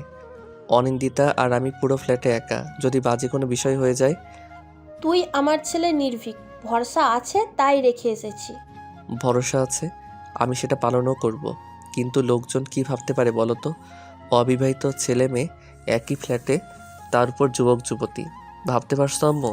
যে কোনো কেচ্ছা রটে যেতে পারে। আমার কথা বাদ দাও, অনিন্দিতার পরিস্থিতি তখন কি হবে বলো তো? চারুলতা একটু চিন্তিত হলেন। এদিকে বৃষ্টির কারণে আসতেও পারছে না। মেঘের গর্জন চলছে, তবুও বললেন, আমি এক্ষুনি আসছি, তুই অনিন্দিতার খেয়াল রাখিস। ফোন রেখে মাথার চুল খামচে ধরে। রাগে জল শক্ত হয়ে গেছে। ডোরের কাছে ছায়া দেখতে পায়। নির্ভীকের ঘূর্ণন বুঝে লুকিয়ে পড়ে, তবুও বলে, রুমে প্রবেশ করবেন না অনিন্দিতা। নিজের রুমে থাকতে বলেছিলাম। এখানে কেন এসেছেন? আমি আসলে আমাকে দেখতে এসেছেন, দেখা হয়ে গেছে, এবার চলে যান। ভঙ্গুর হৃদয় নিয়ে চলে যায় অনিন্দিতা। মনে কষ্ট যেন মাথায় এসে চেপেছে। ব্যথায় ছিঁড়ে যাচ্ছে প্রতিটা শিরা। এলোমেলো পায়ে কিচেনের দিকে পথ আগায়। মাত্রই স্বস্তির নিঃশ্বাস ফেলেছিল নির্ভীক। তখনই ভেসে আসে অনিন্দিতার চিৎকার। এক সেকেন্ডও দেরি না করে দৌড়ে যায় কিচেনের দিকে। হাত চেপে ধরে নিজেকে দমানোর ব্যর্থ চেষ্টা করছে মেয়েটা। তবে বেফাস পড়ে যাওয়া হাতটা জ্বালা দিচ্ছে খুব। চোখ থেকে না চাইতেও জল করাচ্ছে। অনিন্দিতা, কিচেনে কেন এসেছেন? দেখি কতটা পুড়ে গেছে। কি একটা অবস্থা করেছেন বলুন তো? পাগলামি করতে খুব ভালো পারেন। ইস, অনেকটা ফোসকা পড়ে গেছে। অবাক চোখে তাকিয়ে আছে অনিন্দিতা। নির্ভীক তার কষ্টে আফসোস করছে। এদিকে সত্যি আসুন তো। অনিন্দিতার হাত ধরেই নিয়ে যায় নির্ভীক। ফার্স্ট এড বক্স থেকে মলম নিয়ে নিজ হাতে লাগিয়ে দেয়। চোখে মুখে একটু চিন্তার রেখা। নিজের উদ্দীপনা দমাতে ব্যর্থ হয়ে অনিন্দিতা বলে, এই প্রথম আমার প্রতি ভালোবাসা দেখতে পেলাম। এটা ভালোবাসা নয়, দায়িত্ব। আম্মু আমাকে দায়িত্ব দিয়েছেন। আপনার উটকো চিন্তা শক্তি বদলান। সে যাই হোক, আমার হাতে স্পর্শ লেগেছে আপনার। আমি তো 1000 বার হাতে ফোসকা ফেলতে রাজি আছি। পাগলামি কখনো কি যাবে না? আমার আপনার দুজনেরই একটা ভবিষ্যৎ আছে। আপনি কি বিয়ের পরও শ্বশুরবাড়ি থেকে এসে এমন পাগলামি করবেন? নির্ভীকের কথাতে চোখে পানি চিকচিক করছে। বুক ধুক করে উঠেছে। নয়নাভিরাম চোখে ফেলফেল করে তাকায় মেয়েটা। কাঠ হয়ে যাওয়া ঠোঁট দুটো জিভ দিয়ে ভিজিয়ে নিয়ে বলে, আমি আপনাকে বিয়ে করব। তখন আপনি আমার নিজস্ব হয়ে যাবেন। প্রতিটা শিরা উপশিরায় থাকবে আপনার স্পর্শ। পুরো অঙ্গ জুড়ে থাকবে আপনার ভালোবাসা। একটুখানি স্পর্শ পাওয়ার জন্য পাগলামির প্রয়োজন হবে না। অনিন্দিতার কথায় গা গুলিয়ে আসে নির্ভীকের। অনিন্দিতা নিজের মধ্যে নেই, না হলে এই কথাগুলো নির্দ্বিধায় বলে দিতে পারতো না। রাগ হলেও রাগ করে না ছেলেটা। যদি অনিন্দিতা বিয়েকে বসে উল্টোপাল্টা হয়ে জড়িয়ে ধরে। একটুও বিশ্বাস নেই মেয়েটাকে, তাই শীতল কণ্ঠেই বলে, আপনি ঠিক কোন পর্যায়ে চলে গেছেন অনিন্দিতা? সংযত হন। যেখানে আপনার সাধারণ স্পর্শ, ইনফ্যাক্ট দৃষ্টিও আমি মেনে নিতে পারি না, সেখানে ফিজিক্যাল ইনভলভ, একই বাজে ইন্টেনশন আপনার। সরি, আমি সেসব মিন করতে চাইনি। শুধু বোঝাতে চেয়েছি আপনি আমার কতটা আপন, আমি আপনাকে ঠিক কতটা। অনিন্দিতা কথা শেষ করতে পারে না, হাত উঁচিয়ে বাধা দেয় নির্ভীক। তারপর বলে, আমি রাগ দেখাচ্ছি না বলে ভাববেন না, আপনার প্রতি মায়া হয়েছে আমার। নেহাতি বাসায় কেউ নেই, দয়া করে বাজে ইন্টেনশনগুলো বন্ধ করুন, আমার ঘৃণা হচ্ছে। অনিন্দিতা কিছু বলে না। নির্ভীক তাকে অবজ্ঞাই করে যাবে, তার জাত কখনই তার হবে না। হঠাৎ আকাশে মেঘের গর্জন শোনা যায়। অনিন্দিতা জানে নির্ভীক নাকচ করে দেবে, তবুও বলে, আমার ইচ্ছে ছিল আপনার কাঁধে মাথা রেখে বৃষ্টির খেলা দেখব, আর সাথে থাকবে ধোয়া ওঠা কফি। আমার ইচ্ছেটার ছিটে ফোঁটা কি পূরণ করবেন? অনিন্দিতার ইচ্ছে পূরণ হয়নি। সব ইচ্ছে যে সবার জন্য নয়। ঘরে ঘাপটি মেরে বসে আছে নির্ভীক। অনিন্দিতাকে অসহ্য লাগছে তার। এটি সহজ হতে চাইলেও মেয়েটার জন্য সহজ হতে পারে না। সারাক্ষণ চোখে মুখে তৃষ্ণা নিয়ে থাকে, যা দেখে বিতৃষ্ণায় জর্জরিত হয় নির্ভীকের মন। 4টি বছর ধরে জীবন অতিষ্ঠ হয়ে পড়েছে। যদি না এনএসইউর সাথে 3 বছরের চুক্তি স্বাক্ষরিত না হতো, তাহলে এখনই কানাডা চলে যেত। এদিকে রোজ নেই, মানে স্বস্তিটুকুও নেই। প্রচণ্ড রকমের অসহ্য লাগছে। রাত প্রায় 8টা, এখনও চারুলতা এসে পৌঁছায়নি। নির্ভীকের হাত পা ঠান্ডা হয়ে গেছে। কেউ কিছু বলার সুযোগই পাবে না। তবে যদি কেউ কিছু বলে ফেলে, যদি শব্দটা বড্ড যন্ত্রণার, এই একটা কথা ভেবেই নির্ভীক গুটিয়ে আছে। বাইরে বের হলেই অনিন্দিতা চলে আসে। কিছুতেই বুঝে না, তাকে সহ্য করতে পারে না নির্ভীক। ভবিষ্যৎ বিপর্যয়গ্রস্ত, না জানে কোন ঝড় তুলে মেয়েটা। ভাবনার মাঝে ঘুমিয়ে পড়ে নির্ভীক। ঠিক তখনই ঘরে প্রবেশ করে অনিন্দিতা। বাইরেই ঘাপটি মেরেছিল, বেশ অনেকক্ষণ কোনো সারা শব্দ না পেয়ে উকি দেয়। তখনই পরিলক্ষিত হয় গভীর ঘুমে টলে আছে নির্ভীক। এক চলতে হাসি ফুটে ওঠে মেয়েটার মুখে। পা টিপে রুমে প্রবেশ করে, নির্ভীকের পায়ের কাছে বসে পড়ে। পায়ের আঙ্গুলগুলো হালকা হাতে ছুঁয়ে দেয়। এই পায়েও ঠাঁই নেই মেয়েটার। ইস, যদি কেউ বলতো সারা জীবন নির্ভীকের দিকে তাকিয়ে কাটিয়ে দিতে পারবে কিনা। অনিন্দিতা নির্দ্বিধায় সম্মতি জানাতো। হঠাৎ কলিং বেল বেজে ওঠে। নির্ভীকের ঘুম খুবই পাতলা। অনিন্দিতা চলে যাবে তার পূর্বেই উঠে বসে। প্রচণ্ড অবাক হয়ে বলে, আবার কেন এসেছেন? আপনি আমাকে বদনাম করিয়ে ছাড়বেন? আমি সেরকম কিছুর জন্য আসিনি। আমাকে দেখতে এসেছেন তাই তো? ভদ্র মেয়ের মতো মাথা কাত করে অনিন্দিতা। নির্ভীক ভাষা হারিয়ে ফেলে। ওইদিকে কলিং বেল বেজেই চলেছে। রাগে গজগজ করে ওঠে। অনিন্দিতার দিকে তেতে আসে, মধ্য আঙ্গুল উঁচিয়ে বলে, ফার্দার এমন কিছু হলে ভয়ঙ্কর কিছু ঘটে যাবে। আপনাকে ছাড় দিয়ে অন্যায় করেছি আমি। আমি তো আপনাকে ডিস্টার্ব করি না নির্ভীক প্রিয়া, একটু কাছাকাছি থাকতে চাই শুধু। যাওয়ার মাঝে থেমে যায় নির্ভীক। পেছনে ঘুরে বলে, এটাই আমার সমস্যা, আমার কাছাকাছি থাকার অধিকার নেই আপনার। আপনি বয়সে আমার অনেক ছোট, তবুও কড়া কথা বলতে বাধ্য হচ্ছি। মনে রাখবেন, নির্ভীক মাহতাব নারী শরীরের নেশায় পড়ে না। কথাটা বলেই চলে যায় নির্ভীক। মেঝেতে বসে পড়ে অনিন্দিতা। সন্ধ্যার সেই কথার জন্য এত বড় কথাটা বলে গেল নির্ভীক। বৃষ্টিতে ভিজে একাকার চারুলতা।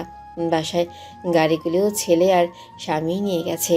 নির্ভীকের গাড়ি ওয়াশের জন্য দেওয়া হয়েছে, তাই লোকাল গাড়িতে গিয়েছিলেন। গলির মোড় থেকে হেঁটে এসেছেন। অনিন্দিতা টাওয়াল নিয়ে আসে। চারুলতা মাথা মুছে বলেন, এত লেট কেন হলো দরজা খুলতে?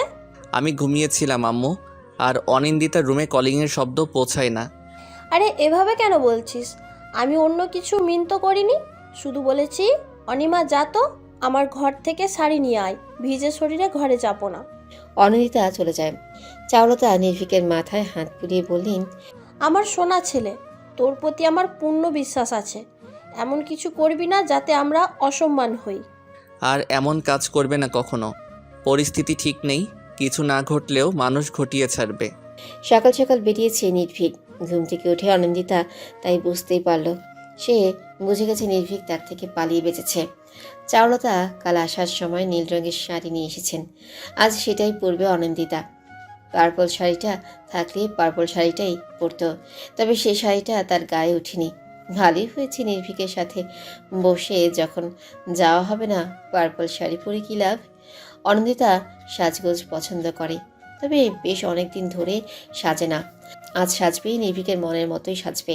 অবশ্য অনন্দিতা হলেও বিষাক্ত গ্যাসের মতো, যা সহ্য করতে পারে না নির্ভীক।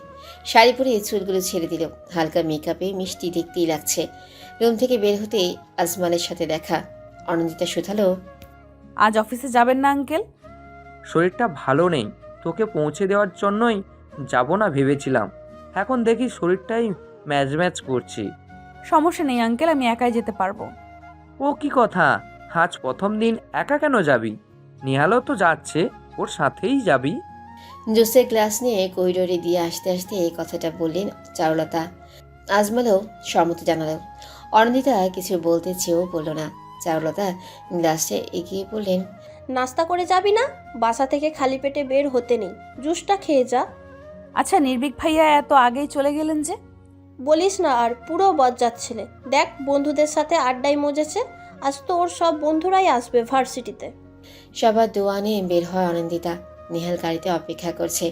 অনন্দিতার দিকে তাকিয়ে স্বচ্ছ হাসলেও একটু প্রশংসা স্বরে বলল, দেখো, আবার কাউকে মন দিয়ে এসো না। মন কেউ নিবে না নেহাল। সে কি কথা, এত সুন্দর মেয়েটার মন কেউ দিবে না? হ্যাঁ, যাই হোক, ফেরার পথে আমি একাই ফিরবো। ভ্রুকুটি করে তাকায় নিহাল। কথাটা যেন তার পছন্দ হয়নি। অনন্দিতার দিকে না তাকিয়ে স্টিয়ারিংয়ে হাত দেয়। তারপর বলে, বয়ফ্রেন্ড থাকলে তার সাথেই আসতে পারো, তবে সমস্যা হচ্ছে আম্মু বারবার বলে দিয়েছে তোমাকে নিয়েই ফিরতে। আচ্ছা, সমস্যা নেই, তুমি আমাকে কল দিয়ে জানিয়ে দিও, মোড়ে এসে একসাথে আসবো। কৃতজ্ঞতা প্রকাশ করে মেয়েটা। সিটে মাথা এলিয়ে দেয়। শরীরটা ম্যাজম্যাজ করছে। সারা বছরই হালকা পাতলা অসুস্থ থাকে মেয়েটা। রোজ কান্নার ফলে চোখের নিচে দাগ থাকে। কেউ একটু খুঁটিয়ে দেখলেই ধরা খেয়ে যায়, কারণ শরীরে থাকে অজস্র আঘাতের রেখা। গাড়ি পার্কিংয়ে রেখে চলে যায় নিহাল। অনন্দিতা দম ফেলে হাঁটা লাগায়। শরীর দুর্বল লাগাতে এনার্জি ড্রিঙ্কস কিনে। ক্যাব খুলে খাওয়ার আগেই মাথা ঘুরে যায়, তবে কেউ একজন আগলে ধরে। ব্যগ্র কণ্ঠে বলে, ঠিক আছে অনিক, হঠাৎ পড়ে যাচ্ছিলে কেন? আসলে মাথা ঘুরে গিয়েছিল। নেট ফেয়ার, নির্ঘাত নাস্তা করেনি। আসো আমার সাথে। আমি ঠিক আছি আসিন, চলো ভেতরে যাওয়া যাক। নো, কোনো কিছুই ঠিক নেই। তুমি এক্ষুনি নাস্তা করবে আমার সাথে। আর লিসেন, কিউট গার্ল, ফাংশন এখনো শুরু হয়নি। প্রচণ্ড প্যারা খেয়ে যেতেই হলো অনন্দিতাকে। আসিম বকবক করেই যাচ্ছে। একটা রেস্টুরেন্টে এসেই 2 কাপ কফি আর স্যান্ডউইচ অর্ডার করলো। আসিম নাস্তা করে এসেছে, তাই শুধু কফি খেলো। অনন্দিতা সংকোচ ছাড়াই খাচ্ছে। আসিম কফি কাপে চুমুক দিয়ে বলল, বাই দ্য ওয়ে, আজ একা এলে যে? নির্ভীক স্যার আসেন তোমার সাথে? রোজ কি ওনার সাথে আসবো? আর উনি তো আজ অনেক আগেই এসেছেন। আচ্ছা, নির্ভীক স্যার কিন্তু অনেক কঠোর। আনন্দিতা হাসলেও সে এটা ভালো করেই জানে।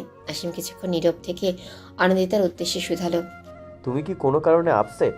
না, আমি ঠিক আছি, তবে ভার্সিটির কিছু স্টুডেন্ট একটু অন্যরকম আচরণ করে।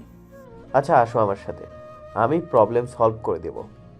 ভার্সিটিতে প্রবেশ করতে এই গোলাপ দিয়ে বরণ করা হলো। আসিম অবাক করা এক কাণ্ড করলো। ফুলের গুচ্ছ থেকে 5টা ফুল নিয়ে অনন্দিতার হাতে দিয়ে দিল। অনন্দিতা বলল, এতগুলো নিলে কেন? তুমি স্পেশাল, তাই তোমার কাছে বেশি গোলাপ থাকবে।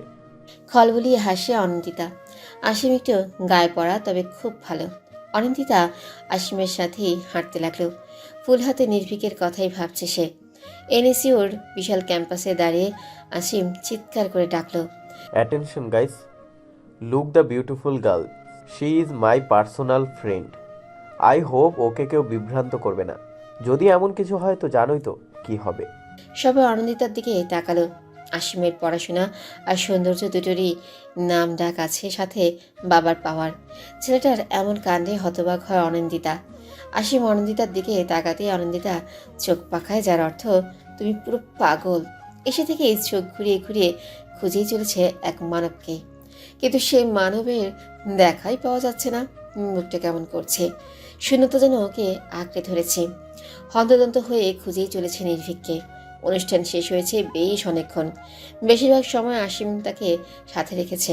তবে আসিমের বন্ধু মহলের সাথে অনিন্দিতা একা থাকতে তো পারে না, তাই সে নিজ থেকেই বলেছে আমি আশেপাশে ঘুরে আসি।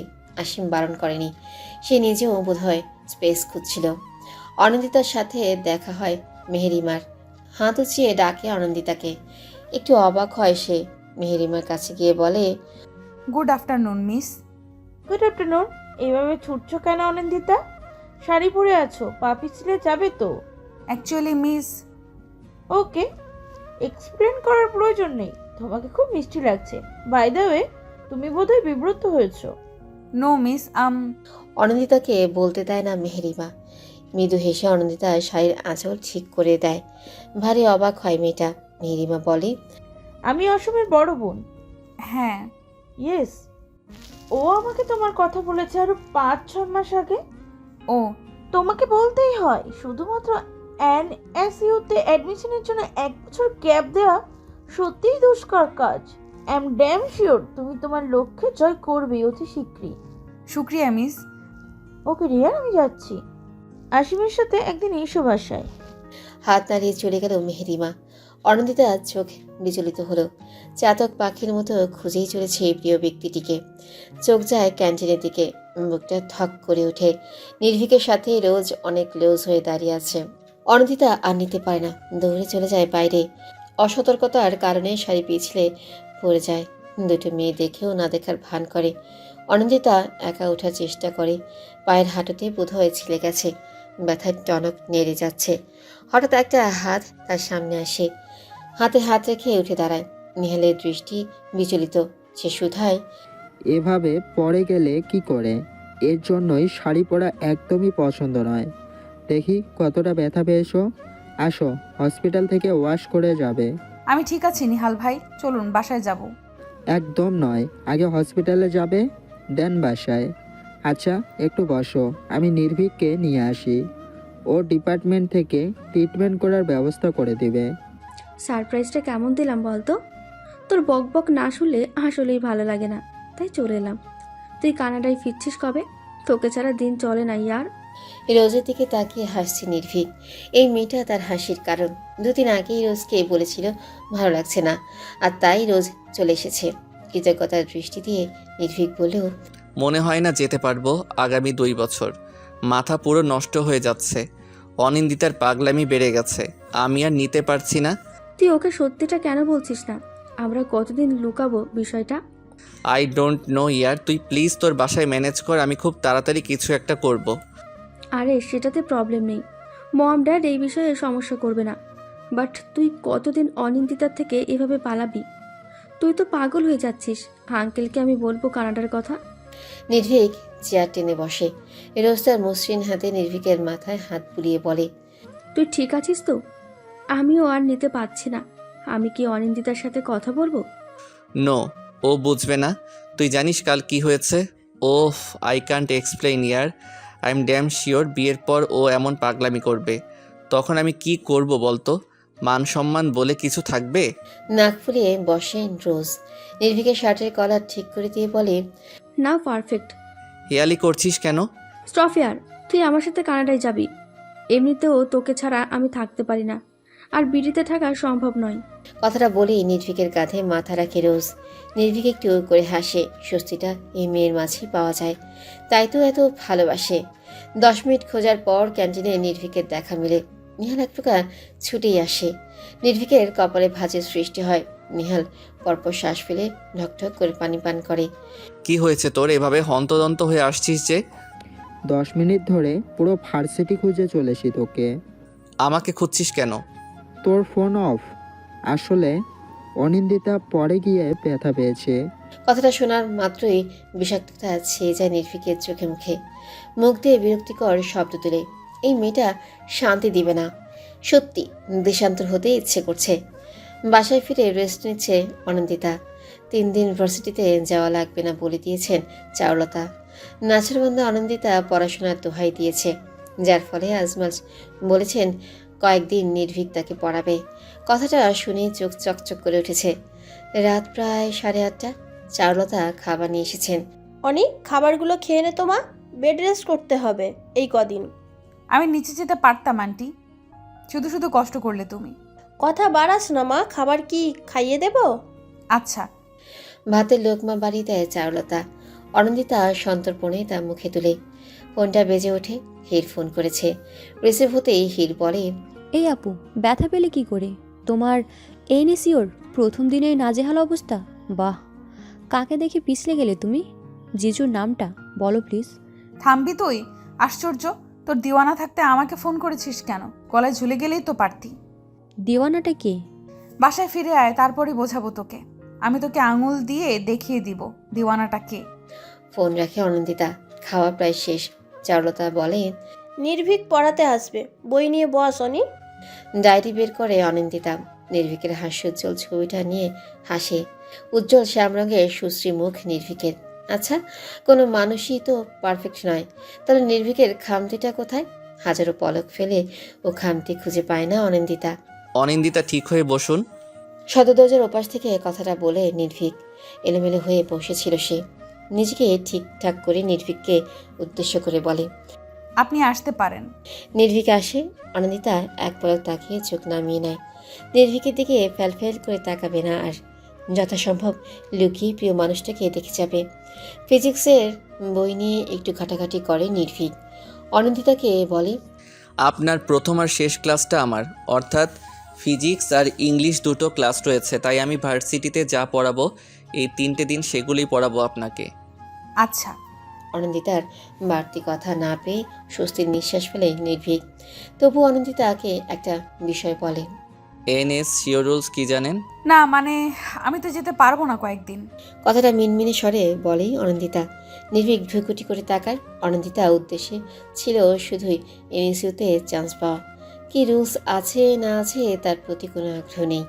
প্রয়োজনেই নির্ভীক বলে, পরপর 3টে সাপ্তাহিক পরীক্ষাতে ফেল করলে সোজা বের করে দিবে, আর পরপর 5টা সাপ্তাহিক পরীক্ষায় 80% নাম্বার না পেলে 10 দিন সময় দেওয়া হবে। যদি সে সময়ের মধ্যে পড়াশোনা কমপ্লিট করে এক্সামে ভালো করেন তাহলেই ভার্সিটিতে রাখবে, আর না হলে বের করে দিবে।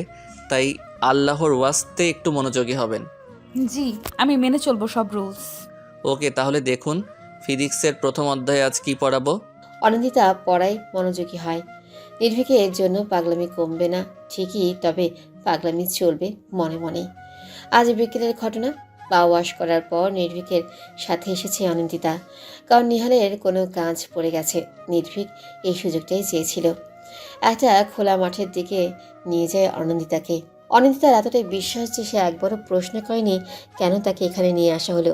নির্ভীক অনন্দিতার হাত দুটো মুষ্টিবদ্ধ করে বলে, আমাকে রেহাই দিন অনিন্দিতা, আপনি এমন সব কাণ্ড করছেন যে আমি পাগল হয়ে যাচ্ছি। আমিও তো মানুষ। আপনি ভালোবাসেন ঠিক আছে, তার জন্য আমাকে কেন কষ্ট দিচ্ছেন?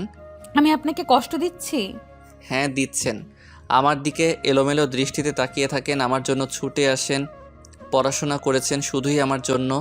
এইসব দেখার পর একটা মানুষ কতটা অপরাধ বোধে ভুগে জানেন আপনি? আমার লজ্জা করে অনিন্দিতা, আপনাকে আমি বোঝাতে পারি না যে আমি আপনাকে ভালোবাসি না। নির্ভীকের শেষের কথাটুকুই অনন্দিতার আত্মা কাঁপিয়ে তোলে। সে ঠিক করে নিজেকে সংযত রাখবে। সত্যি তো, এখানে নির্ভীকের কী দোষ? ভালো তো সেই বাসে, তাহলে নির্ভীক কেন অপরাধ বোধে ভুগবে? তাছাড়া ওর হাত নিজ থেকে স্পর্শ করেছে নির্ভীক, একটা আবেদন রেখেছে তার কাছে, তাই ভেবে নেয় নিজের কলেজাটা পুরাবে, নিজের কষ্টটুকু নিজেই গ্রহণ করবে। অনিন্দিতা। নির্ভীকের কণ্ঠস্বরে ধ্যান ভাঙে অনন্দিতার। হক চুকিয়ে বলে, দুঃখিত স্যার। নির্ভীক একটু অবাক হয় তাকে স্যার বলায়, তবে সেদিকে পাত্তা না দিয়ে ইংলিশ বই হাতে ঘাঁটতে থাকে। যথাসম্ভব অনন্দিতাকে পড়াশোনা কমপ্লিট করাতে হবে। 15টা দিন কেটে গেছে। অনন্দিতা নিজেকে সংযত রেখেছে বলতে শুধু মাত্র নির্ভীকের চোখ থেকে সংযত রেখেছে। আর চোখে প্রিয় মানুষটাকে দেখার লোভ সামলাতে পায়নি সে। নিজের কাজে নিজেই হাসে অনন্দিতা। যাকে ছাড়া এক মুহূর্ত চলে না, তার থেকেই নিজেকে সংযত করার মিথ্যে প্রয়াস না করাই উত্তম। দাগিমা রেখা বদলে শীতের আবির্ভাব ঘটেছে। কয়েকদিনেই পরিবেশ যেন শান্ত হয়ে গেছে। আবহাওয়াবিদদের মতে পরিবেশের হঠাৎ পরিবর্তন ঘটেছে, না হলে এমন সময় শীতের আগমন ঘটত না। নিজের বাসায় ফিরে এসেছে 10 দিন হতে চলল। এই কয়েকদিনে ইউনিভার্সিটিতে যাওয়া হয়েছে মাত্র 3 দিন। কেন যেন ইউনিভার্সিটির প্রতি অনীহা সৃষ্টি হয়েছে। বোধহয় নির্ভীকে না থাকাই এর প্রধান কারণ। ভার্সিটি কাজে আজ 9 দিন হলেও ভারতে গিয়েছে নির্ভীক। কোনো এক বিশেষ অনুমোদন নিয়েই গেছে। অনিন্দিতার ফোন বেজেই চলেছে, অথচ তার ধ্যান নেই। হির হন্তদন্ত হয়ে বলেও, এই আপু, তোমার ফোন বাজছে। কি? ফোন বেজে চলেছে, ধরো। অনিন্দিতার মাথায় এখনও কথাটা ক্যাচ করেনি। সে নিষ্পলক তাকিয়ে আছে হীরের দিকে। হীর বিরক্ত হয়। পৃথিবীর সাথে কথা বলছিল সে, সেটার সাথে রসায়ন জমেছে তার। মামা বাড়ির 10 দিন ছিল স্বপ্নের মতো। পৃথিবীর সাথে খুনসুটি ভালোবাসাতে পরিণত হয়েছে। একগুচ্ছ কদম হাতে প্রপোজ করেছে তাকে। নিজের ভাবনাকে দমিয়ে ফোন তুলে নেয় হীর। রিসিভ করেই বলে, কে বলছেন? আপু গভীর ধ্যানে মগ্ন রয়েছে, ফোনের দিকে ধ্যান নেই তার। কথাটা শুনে দুভ্রু সংকুচিত হয় আসিমের। হীরের বাজখাই গলাতে এক প্রকার চমকে ওঠে। কান থেকে নামিয়ে দেখে নাম্বার সঠিক কিনা। হ্যাঁ, নাম্বার তো ঠিকই আছে। নিজেকে সামনে নিয়ে আসিম বলে, অনিকে দেওয়া যাবে? হীর তার বাজখাই গলায় অনন্দিতাকে আপু বলে ডেকে নেয়। এবার সে কণ্ঠ কর্ণপাত হয় মেয়েটার। ফাঁকা ঢোক গিলে বিরক্তি প্রকাশ করে বলে, কি হয়েছে? তোমার ফোন। কে করেছে? জানি না। অনন্দিতা কথা বাড়ায় না, ফোন হাতে তুলে নেয়। নাম্বারটা অচেনা দেখে একটু অবাক হয়। ফোন কানে তুলে সালাম দিয়ে বলি, কে বলছেন? অনি, আমি আসিম বলছি। ভার্সিটিতে আসো না কেন তুমি? একটু অসুস্থ বোধ করছি আসিম। অজুহাত না দিলে আসিম অনেক প্রশ্ন করবে, তাই এটাই বেস্ট বলে মনে হয় অনন্দিতার। তাছাড়া সত্যিই সে অসুস্থ। সারা বছরই ঠান্ডা জল লেগেই থাকে। আসিম সামান্য চিন্তিত স্বরে বলে, দ্রুত মেডিসিন নাও কেমন? আমি ফোন করে খবর নেব তোমার। আচ্ছা। কথাটা বলেই ফোন রেখে দেয় অনন্দিতা। আসিম সেটা বন্ধুর থেকেও বেশি কিছু। অনন্দিতা উপলব্ধি করে আসিম তার প্রতি একটু ঝুঁকে পড়েছে। অবশ্য সেদিকে পাত্তা দেয় না সে, কারণ সে নিজেও আরেক জনের প্রতি ঝুঁকে আছে। কালের বিবর্তনে সে বুঝে গেছে মানুষ যাকে চায় তাকে পায় না। মিথ্যে সান্ত্বনাগুলোই সময় কাটাতে সাহায্য করে। অনন্দিতা তার স্বপ্নের রাজ্যে গিয়ে নির্ভীকের বুকে মাথা রাখে। নির্ভীকের দিকে ভালোবাসার দৃষ্টিতে তাকিয়ে থাকে। কোনো এক তীরের আঘাতেই হৃদয়ের ফাঁক ফোকর করে ঢুকে পড়েছিল নির্ভীক নামক বসন্ত, যা থেকে পরিত্রাণ মানে মৃত্যু। হয়তো শরীরের মৃত্যু ঘটবে না, তবে আত্মার মৃত্যু ঘটবে নিশ্চিত। সকাল 8টা কি 8:30, বাড়িতে অনাকাঙ্ক্ষিত অতিথির আগমনে প্রচণ্ড অবাক হয়েছে শাহানা। মেইন ডোর খুলে হাঁ হয়ে তাকিয়েছেন সামনে থাকা 20-21 বছর বয়সী ছেলেটার দিকে। ফর্সা রঙে লম্বা করে ছেলেটাকে রাজপুত্র বলে ভুল হবে। এমন সুন্দর ছেলেটাকে এতক্ষণ ধরে দাঁড় করিয়ে রেখেছেন যে সেদিকে খেয়ালই নেই। হঠাৎই ভেসে আসে সুন্দর ছেলেটার কণ্ঠস্বর। Hello aunty. সচকিত হয় শাহানা। ছেলেটার দিকে তাকিয়ে যেন লজ্জা পায়। কোনো প্রশ্ন না করেই বলেন, ভেতরে আসো। জি। ছেলেটা ভেতরে আসে। শাহানার বোধগম্য হয় ছেলেটাকে পরিচয় নিয়ে এখনও প্রশ্ন করেননি উনি, তাই বলেন, তোমাকে তো চিনতে পারলাম না। আমি আসিম, আসিম মাহতাব, অনির বন্ধু বলতে পারেন। যদিও এখন আমি এক ব্যাচের সিনিয়র। ও আচ্ছা আচ্ছা, বসো তুমি, আমি অনিকে ডেকে পাঠাই। ইটস ওকে আন্টি, আমাকে অনিন্দিতার রুম দেখিয়ে দিন, আমি গিয়ে দেখা করে আসি। শান একটু অবাক হন। এতটা নিঃসংকোচে কথা বলা তিনি আশা করেননি। অধরকোণে হাসি ফুটিয়ে বলেন, ডান দিকের করিডোরের শেষ রুমটাই অনিন্দিতার। হেসে কৃতজ্ঞতা প্রকাশ করে আসিম। শাহানা নাস্তা বানাতে কিচেনের দিকে আগান। অনন্দিতার রুমে এসেও কিছু কি দেয় আসিম, তবে অনন্দিতার দেখা পাওয়া যায় না। ফট করেই ঢুকে পড়ে ছেলেটা। যদিও মেয়েদের রুমে ঢোকার আগে পারমিশনের প্রয়োজন হয়, তবে সে পারমিশন নেয় না। একটু চঞ্চল প্রকৃতির ছেলেটা সোজা বারান্দা চলে যায়। ব্যালকনির টেবিলে মাথা রেখে ঘুমিয়ে আছে অনিন্দিতা। নাকের সাইডে তেল জমেছে। রাতে নিশ্চয়ই এখানে ঘুমিয়েছে। একটু করে ডাকে আসিম, তবে অনিন্দিতার ঘুম ছাপিয়ে সে ডাক কানে পৌঁছায় না। আসিম চোখ কুচকে নিয়ে অনিন্দিতার বাহু ধরে বলে, এই অনি, ওঠো তো। কথাটা জোরে বলায় হুড়মুড়িয়ে উঠে যায় অনন্দিতা। মেয়েটা প্রচণ্ড অবাকি হয়ে বলে, তুমি? তো আসতে পারি না? হাই তুলে অনন্দিতা। আসিমের গায়ে জোরে ধাক্কা দেয়। প্রচণ্ড অবাক হয় আসিম। খলবলিয়ে হাসিয়ে অনন্দিতা হাই তুলে বলে, আমার ঘুম ভাঙানোর শাস্তি। আর আমি যে তোমার চিন্তায় ঘুমাতে পারলাম না, তার কি হবে? এটাও তোমার শাস্তি। মুখ গোমরা করে নেয় আসিম। অনন্দিতা দম ফেলে আকাশের দিকে তাকায়। এত সকালে এসেছে আসিম। কি ভাবছো তুমি? ভাবছি তুমি ছেলেটা খুব ভালো, তবে আমার প্রতি ঝুঁকে যাচ্ছ। আসিম হাসে। অনিন্দিতার একগুচ্ছ চুল হাতে পেঁচিয়ে বলেন, আমি তোমাকে বন্ধুর মতোই ভালোবাসি অনিন্দিতা, তাই তোমাকে অন্য নজরে দেখার সাহস হলেও আগানোর সাহস হয়ে ওঠেনি। তবে সত্যি বলতে বন্ধুর থেকেও বেশি ভালোবাসি। কৃতজ্ঞতার চোখে তাকায় অনিন্দিতা। আসিমের বাহু টেনে বলে, আন্টি কিচেনে গেছেন, সো তোমার যেতে হবে না। আজ তুমি আমার সাথে ভার্সিটিতে যাচ্ছ। ভালো লাগছে না আমার। আপনার পড়াশোনার দায়িত্বটা আমি নিয়েছি অনিন্দিতা। কথাটা শুনে ধুক করে ওঠে অনিন্দিতার বুক। নির্ভীকের কথা যেন মাথায় আষ্টে পৃষ্ঠে জড়িয়ে ধরে। একটি করে দম ফেলে উঠে যায়। আসিম বলে, পালিয়ে যাচ্ছ অনি? নিজের কষ্ট লুকিয়ে মরে যেতে চাও? অনিন্দিতার কি যেন হয়, জুকড়ে কেঁদে ওঠে মেয়েটা। আসিমের পায়ের কাছে বসে পড়ে, হাত দুটো মুঠো বন্দি করে বলে, আমি অনেকে ভালোবাসি আসিম, আমি মরে যাব, সত্যিই মরে যাব। আসিম উত্তর দেয় না, নিজেকে শক্ত করে। অনিন্দিতা সেই সব প্রেমিকার দলে পড়ে যারা উন্মাদ, যারা ভালোবাসাকে অন্যের হাতে তুলে দিতে পারে না। ভালোবাসার ভালো চায় ঠিকই, তবে নিজের সাথেই দেখতে চায়। এক প্রকার ছ্যাঁচড়ামি করে বেড়ায়। অনিন্দিতার জন্য মায়া হয় অসীমের। প্রথম থেকেই মেয়েটার প্রতি ঝোঁক ছিল তার। আইসক্রিম পার্লারে নির্ভীককে লুপ্ত দৃষ্টিতে দেখছিল অনিন্দিতা। সেদিনই ঠিক করেছিল অনিন্দিতার প্রতি বন্ধুত্বের হাত বাড়িয়ে দিবে।